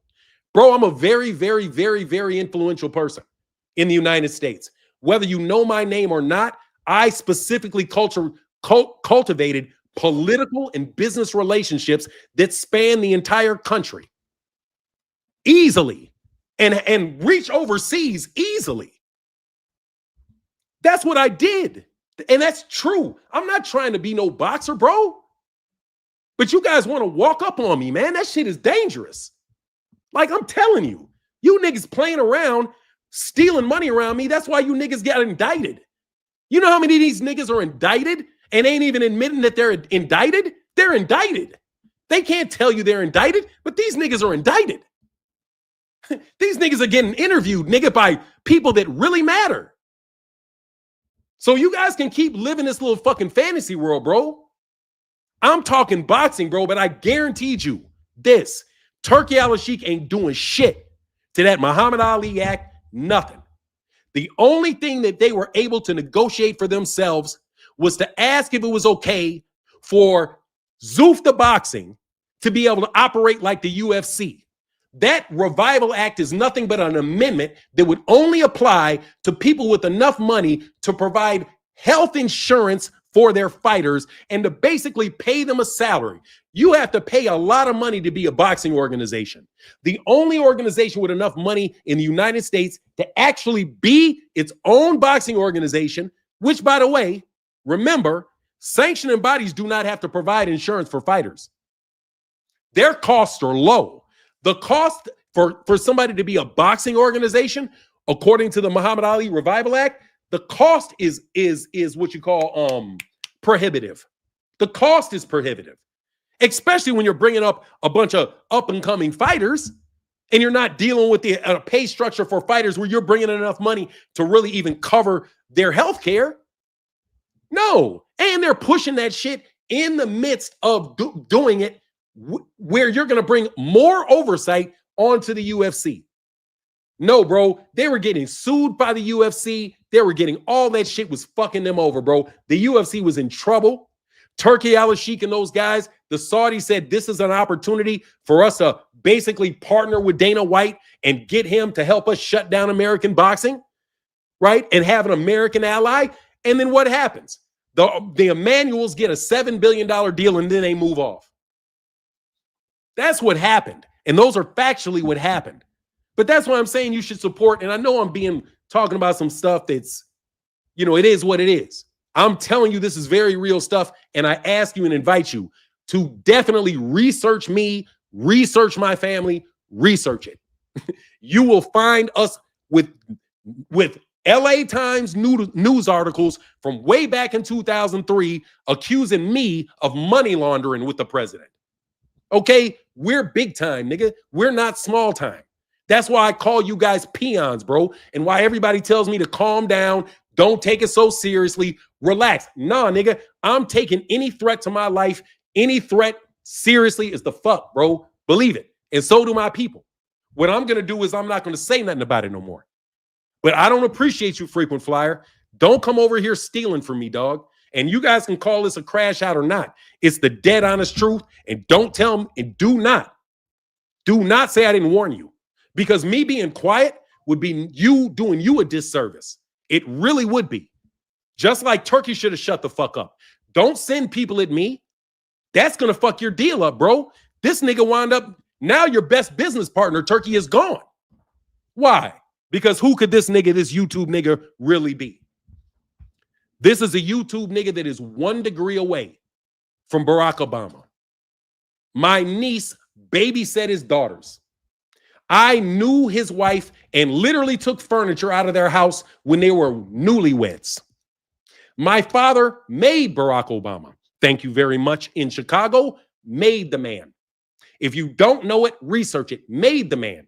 If you don't think we can call in a favor, you're nuts. We can call in a favor to the Kennedys any day. If we need to call the Kennedys, foul, we can call the Kennedys. We will be talking to the Kennedys that fast. If we want to talk to Jeff Bezos, we will be talking to Jeff Bezos on the phone. Believe it. So you niggas are not connected. You are little ass niggas to me. And I'm never going to say this again. But I want you to understand. You guys are not going to ruin boxing. You guys are trying to make me hate the fucking sport. And I'm this close to hating it. But what I'm going to do is I'm going to be nice. I'm going to talk about Jake Paul. I'm going to support Jake Paul. Let me remind you of this.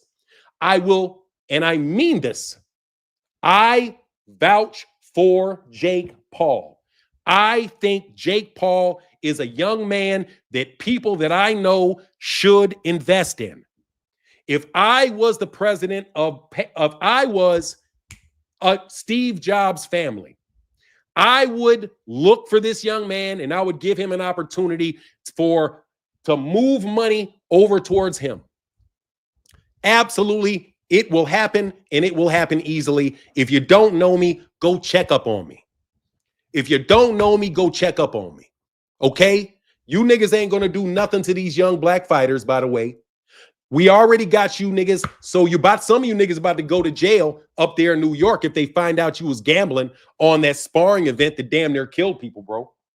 And you saw what Nevada said about Turki Alalsheik. He said they can't bring that bullshit here.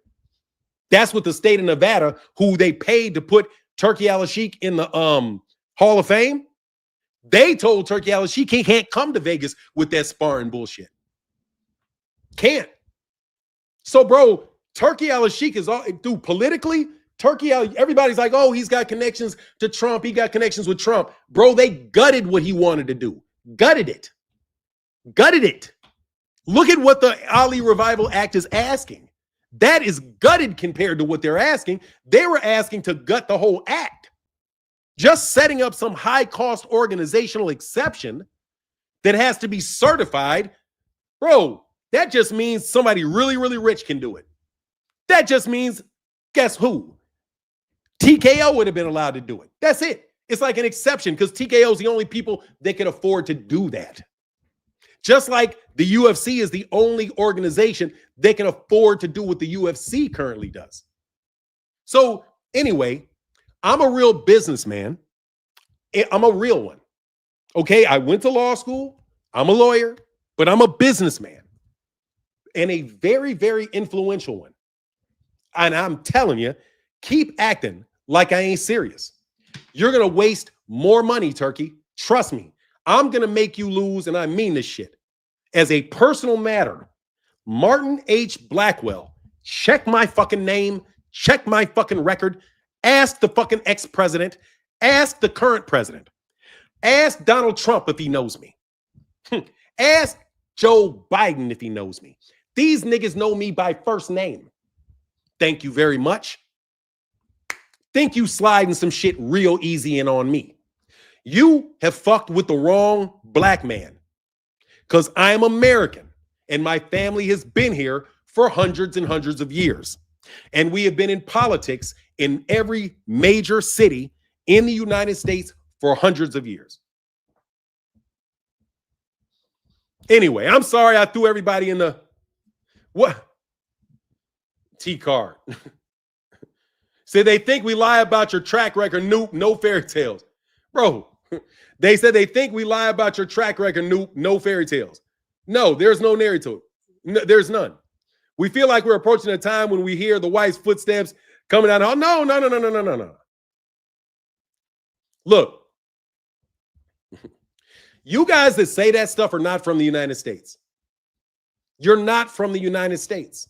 So you don't know U.S. politics. You don't know how the cities work with each other. You would not know somebody that was influential if they bit you on the ass, bro. Okay? Just like if I went to the UK, you wouldn't know it. What's a license to steal, Fahim? Fahim. He said, Fahim, what's a license to steal? Let me get off that shit for a second. Phenomenal said, people need to hear this. Phenomenal just said, facts. I'm telling you, that's why. I'm telling you the truth. Okay? I'm not hiding anything from anybody. You guys, that's what happened with these guys from Great Britain. These dudes that came from Great Britain thought that they could just roll over everybody. Bro, you can't roll over everybody, man. But look, I'm going to get up out of here, man. Hey, man, put a 1 in the chat if you enjoyed the live stream today. If you wouldn't mind. I'm going to count the ones, man. Carter said, I feel like we're approaching the time when we hear the wife's footsteps coming out. Yeah, she would have, but I'm not upset. All right, cool. So I got 2 ones.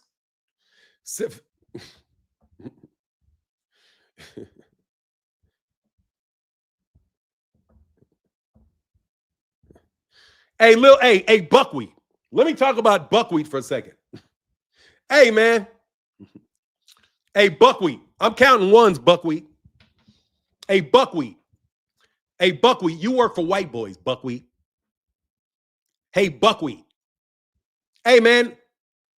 Y'all know who buckwheat is? Hey, buckwheat. I'm having fun, bro. Seriously, this is why I love doing this because I'm telling you the truth. Look, hey, buckwheat. Nigga, you look like buckwheat. You shouldn't be talking about no. That's why little niggas like you are always comedians. Because your jokes, buckwheat. Nigga, you're about 5'2" and look like buckwheat, bro. You look like a little minstrel niggas they used to sit on people's porches, okay?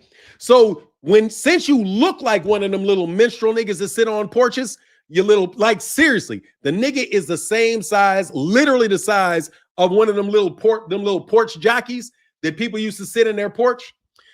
You literally look like one of those, bro, like a fucking mammy doll. So just so you know, I am not a colorist.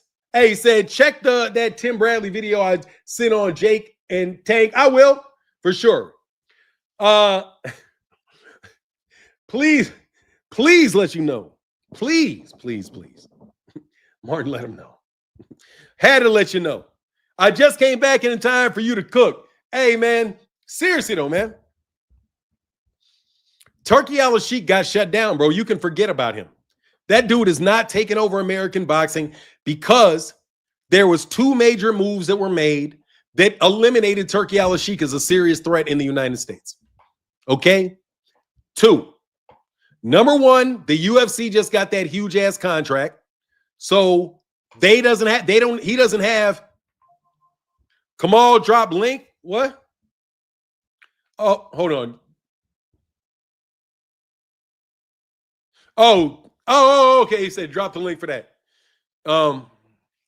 Damn, man. I probably shouldn't have said that shit. But seriously, that's what I think really happened to that deal. I think somebody in Chicago fucked that nigga's deal up. I'm telling you, bro. I really do.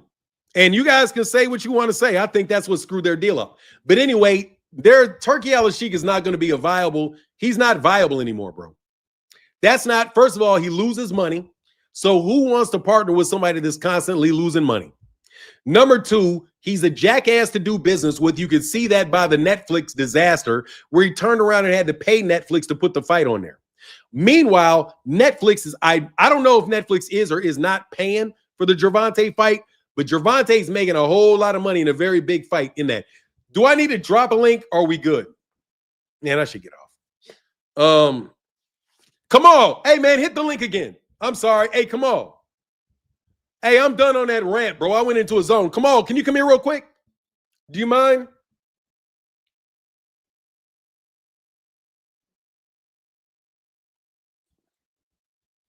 Yeah, I can do 30 more minutes. I can do 30 more minutes. Yeah, I wanted to hear what Kamal wanted to talk about, and I hate that I did that shit. I'm sorry. I spazzed out. I did spaz out, but I'm not lying. You know what I mean? Come on, I'm sorry, man. I spazzed.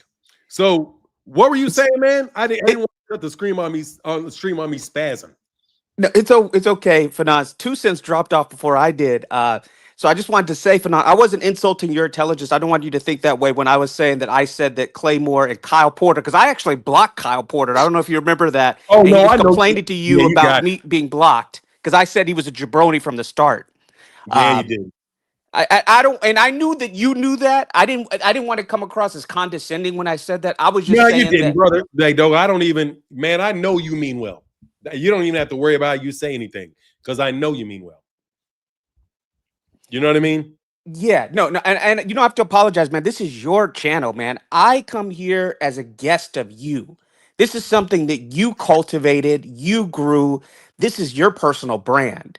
So anytime that you dedicate to me, or this is my opinion, anybody else as a guest, is time that you're gifting us that you can take away at any time because this is who you are.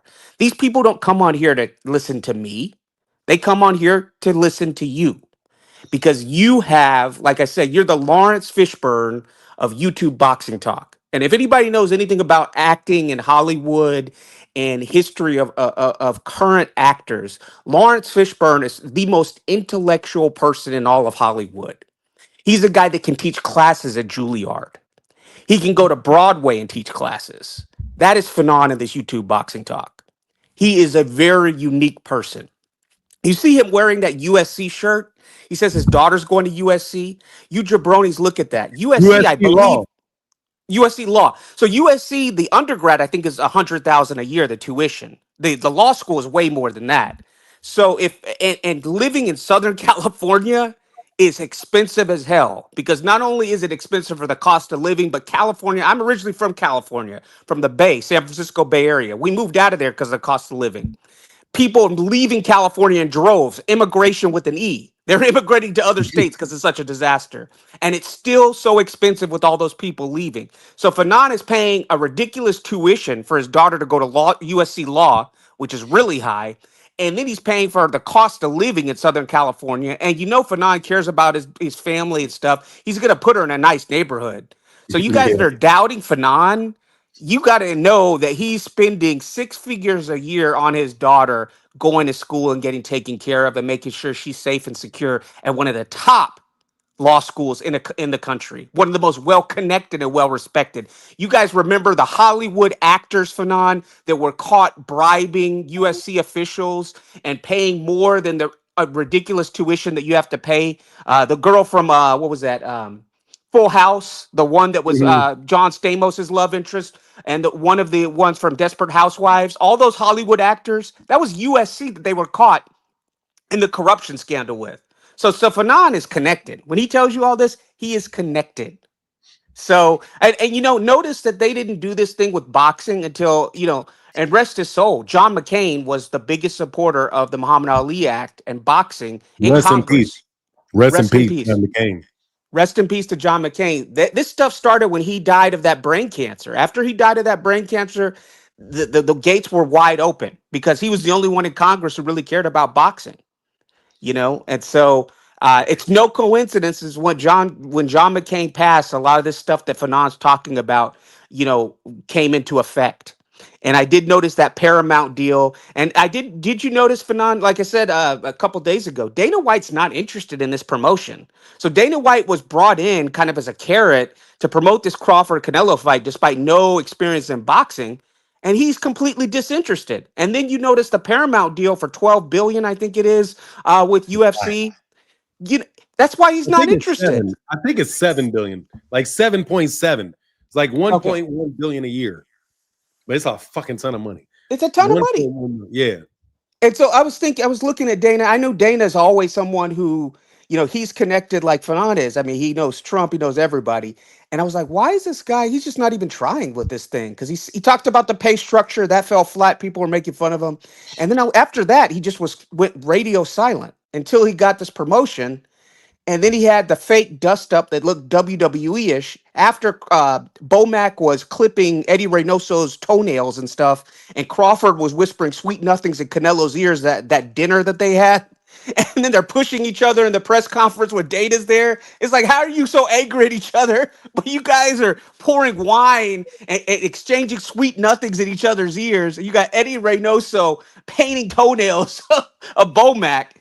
How fake is that phenomenon? The next day, Data's in there, and then he doesn't even care about the promotion. And then and it's because they announced that Paramount deal. He doesn't need this thing anymore, and he's completely disinterested. And so everything that Fanon was saying was correct, and everything that they accused Al Heyman of, and this is what Two Cents was bringing up when Fanon was in the background. They said that Fanon, they said Two Cents brought up a great point. They said that Al Heyman is the same as Turkey Alalsheik. He is not. They Mhm. accused Al Heyman of doing what Turkey Alalsheik's doing, but Al Heyman was never interested in that. Al Heyman was bringing in, and it's funny because corporate media and these YouTube echo chambers constantly gaslight, constantly lie, and move the goalpost. Al Heyman was interested in building up premier boxing champions and bringing in their stable. He was not interested in putting Top Rank out of business, putting Matchroom USA out. Matchroom USA didn't exist for the most part at that time. Putting them out of business, putting main events out of business. He was not interested in all that. Okay, per what Fanon said, and when I remember from the interview, Turkey said he wanted to do that. He wanted to dominate the landscape. Al Heyman never said that, but they accused him and they sued him for doing that. Both Golden Boy and Top Rank, the WBO, the worldwide, the Warren Boxing Organization, or whatever Bob orders, they were part of that lawsuit. Look it up. They didn't rank any PBC fighters. You remember that finale where they removed Yeah. Austin Trout from their rankings to allow Liam Vegan Smith to fight Yes. John Thompson? I'm not talking about the ex-Georgetown coach who wore the towel on his suit. I'm talking about a guy no one ever heard of who was not ranked in any other sanctioning bodies. They removed Austin Trout because the WBO is so corrupt. And they took him out because I hated the PBC so much. And they had Liam Smith fight a guy that nobody ever heard of, and John Thompson, who hasn't done anything ever since. He went over to the UK, got knocked out, and no one's ever heard of him since. And before, they didn't hear of him. These groups were all aligned against Al Heyman. And this, whatever's going on now, and what Fanon has a lot more intricate behind the scenes knowledge on, is so big that now Oscar's talking about corporate media and where's boxing media, the media that he once controlled. Aram's saying the same thing. And both of them are talking up the guy that they sued for accusing Al Heyman for being what they said they feared, because they actually cried wolf and nobody believes them about Turkey, Fanon. Did you notice that? Yep. Mum's the word. I mean, like, even Ludabella said, Ludabella was like, he said that boxing definitely needs to be fixed. But he said that Muhammad Ali Revival Act is not for the fighters. So yeah, man, everybody knows what the bullshit Turkey Alalsheik's on, but the media is completely bought. And in the fact that they can do so many bots, man, I really tell you, man, the bot farms these guys have must be incredible, dog. Like, seriously, man, these people do not. Because the reason that I know it's not real is because I've seen the same cycle so many times. Like, I know what these people are going to say, and when you see, sometimes you'll see like really unnatural reactions to things. You know, like when I did that video about, I did like a on Twitter. I don't know if you're on Twitter much, but I did a short video on Twitter where I said Bud looked like a juice monster. Man, the reaction to that shit was so fucking out of sorts.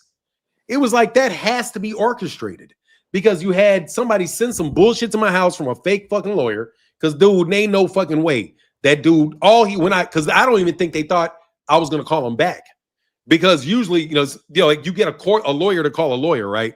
So I was like, fuck that. I don't need to have anybody call him. I'll call him directly. It was like, this is bullshit. What is this? So then I left a message. He called me a couple days later.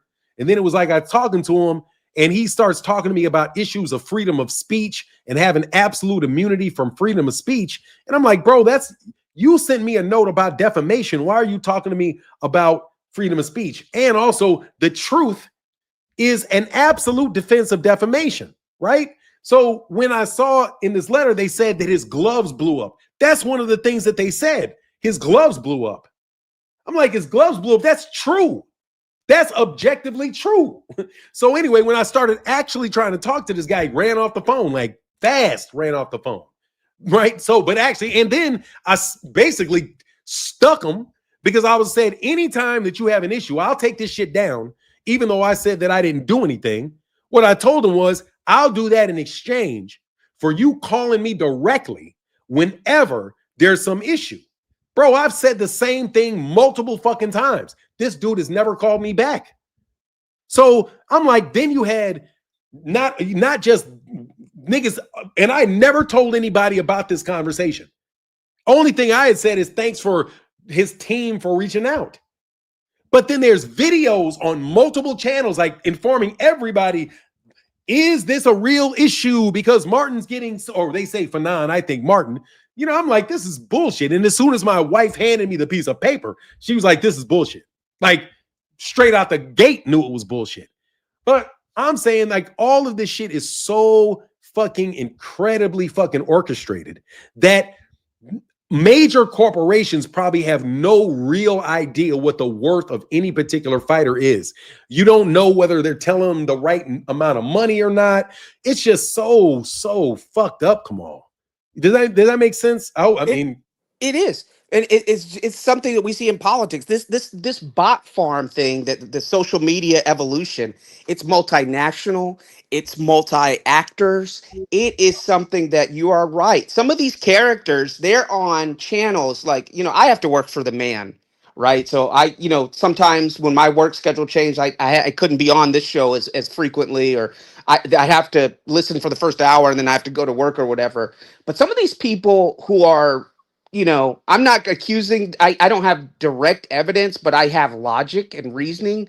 Some of these people are on every pro, pro tank channel, uh, fair channel, every channel that doesn't kiss the ring of Turkey Alalsheik all day, every day. If I call in sick, I'll listen to them all day, and these same people are on every live stream every day. And it's like, well, how are you making a living? And so again, it goes to the conclusion, the logical conclusion, unless you're a trust fund baby, and what is that, like 0.001% of the population? Uh, Right. you're sponsored. It's like these professional protesters. They're professional protesters that go from city to city to city, staying in hotels and never working. How are they making a living? These people are sponsored. These people on social media, they're bot farms. They're people developing algorithms. They're people who are paying people to create these 50 channels on Gmail. So you keep blocking them because they regurgitate the same talking points. It's the same person that's just creating account after account. A lot of these people don't have jobs. They're sponsored. They're bought. They're paid for.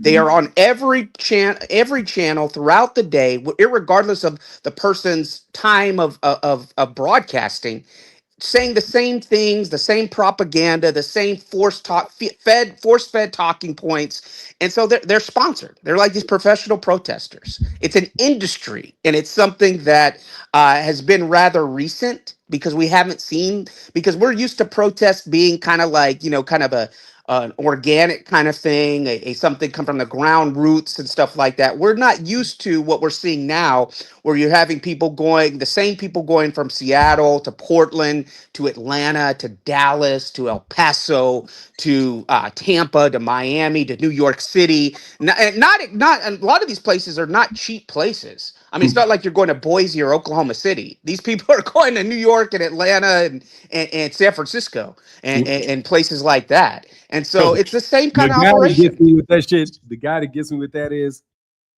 there's no shot at the dude, really. But because he's a record executive, but man, cigar talk, the cost associated with him doing what he does, he's got to get that covered. Because there's no way you can make that money back out of YouTube or Twitter. There's no way you can get that money back. And it's caught, and he's like in places where he's sitting in a boxing ring with like literally as a team around him. So, but yet he comes off as if he is like he's just the old boy just sitting around. And it's like, nah, that's too expensive to do. You can't, I mean, you know what I mean? It's too expensive. I mean, how am I going to be able to? I'm like, are you selling hot dogs or some shit, at the place? Like, I can understand, like, if you got like a barbecue, like boxing and barbecue, there's a Twitter page. Like, he literally sells barbecue. So maybe he goes there and he sells barbecue, but yeah, you got to get paid for that stuff. And they ain't paying me to be nice. Hey, man, but go ahead and wrap up, man. I'm sweating like a pig under these lights, man. Yeah, I'll let you go. Whatever happened? Question: what happened to Ray Jackson? That was a good dude. He did the OG talk with you in Blood Boxing. Oh, I know he's Blood. good. He's over there. I mean, yeah, I just haven't invited him on in a while, man, because I don't want, honestly, sometimes when I like get really wild out there, sometimes I don't want to associate. I don't want to have the people associate with me and have them I don't want people catching strays by associating with me. So, like, if I don't hear from somebody in a while, I'm not going to reach out because I don't want to invite you on and he even have to turn me down or something. You know what I mean? Because because especially when, like people people come up and tell me that if they are around me, that people will go up to them and say, no, you're messing with the wrong guy. Like, because people do that to me. They do that to people I associate with.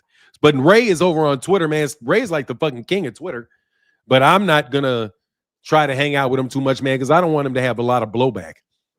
Yeah, I know. Raised in the Dallas area like me, and I Blood Boxing was one of the first channels that I tuned into when I got into YouTube boxing. I've been following Blood. I've been knowing Blood for 10 years or so. But I will wrap up with this, Fanon. I agree with you on most of the international stuff. This is how I can tell you're connected. You're one of those people who's so well connected that it doesn't matter which party is in power in Washington, Yeah, it you're don't going to matter. be okay either way. And there are Mhm. very few people like that. It's like all these bleeding hearts are angry with Elon Musk, and they're saying, "Oh, he's a right winger, this and that." But who is Gavin Newsom inviting to California and holding press conferences with? And Gavin Newsom is an arch liberal. It's Elon Musk. He's begging Elon Musk for attention. He holds press conferences with Elon Musk. Man, look, man, I got relatives. I mean, like I said, I ain't putting out too much business of people's businesses, but man, I've got relatives with so fucking much money, dog. It's ungodly. White people, you know what I mean? Like I'm Mhm. really related to white people. Greek. You're Greek. Yeah. The Greeks own the shipping, international shipping. The shit that be killing me, bro, is like everybody know white people got money. So it's like if you relate, how fucking crazy it is that you related to white people, but white people got money. They got a lot of fucking money. We don't like us. Like I have, I'm always going to be good. You know what I'm saying? Like there's going to be opportunities and shit like that. But these people think that you're just going to be able to walk in the United States and dude, you'll trip over a fucking billionaire in the United States. Yeah. Like, you don't know who these people are. Like, I always talk about the Pritzkers, man. They always forget them. They'll walk, man. Pritzker's got so much power. It's crazy. But anyway, all right, bro, let me roll this out of here, man. Yeah, and you don't even know what these people. You don't even know they're not out broadcasting. The real rich and powerful people, you don't see them hardly. They don't like Nope. their name in the news. And I will say this, Fanon, in closing, I agree with most of what you said on politics. One thing I will disagree with: the most racist people are not the Indian people. The most Oh, I didn't racist say the people. most. I didn't mean the most. No, I'm sorry. Okay, If I said most, I didn't mean most. okay, I know you didn't mean it. I just wanted to clarify Oh, because okay. of my experience, I could, because of the Middle Eastern stuff, I can kind of go in those circles. The most racist people are a lot of the Middle Easterners. What humbled them was September 11th. When they come here thinking they're better than black people. So a lot of black Oh, people they do convert that. to Islam. Is their imam going to let them date the black convert man and marry the black convert man? You'll never see these Arab and these Pakistani with daughters with black husbands. You'll never see it. And the Chinese Americans with the NBA is completely sold out to the Chinese Communist Party. They have the highest interracial relationships in America, but they're all to whites. They teach their kids not to date or marry black people, and if they do date a black person, they're disowned. And I used to live in San Francisco. I saw this from a very young age, Fanon. And I will say this in closing, with regards to Israel. Israel was created. It was an anti-American country. It was under the Soviet umbrella, so they didn't get American support till the end. All these countries and these corporations in the UN, when Trump came in and cut aid to them, there's so many countries that rely on the American umbrella. When Trump started cutting aid, you remember Bono, Mhm. George Clooney, and all these other people were like, you're killing lives and billions of lives if America cuts back aid." Well, I'm saying to these wealthy oligarchs and these cultural and pop icons who are millionaires, you go use your money instead of my taxpayer money to fund peacekeeping in Bosnia, which we have no direct interest in. So Israel would be okay without America. And there are a lot of countries, like I went to Egypt and Jordan. Those countries get a lot of money from America too. It's just not as publicized. With that, I'm out. Deuces. All right, brother, get back. All right, y'all. Have a wonderful day. Deuces. Wonderful day. It was a great conversation. Thank y'all for your support. I'm out.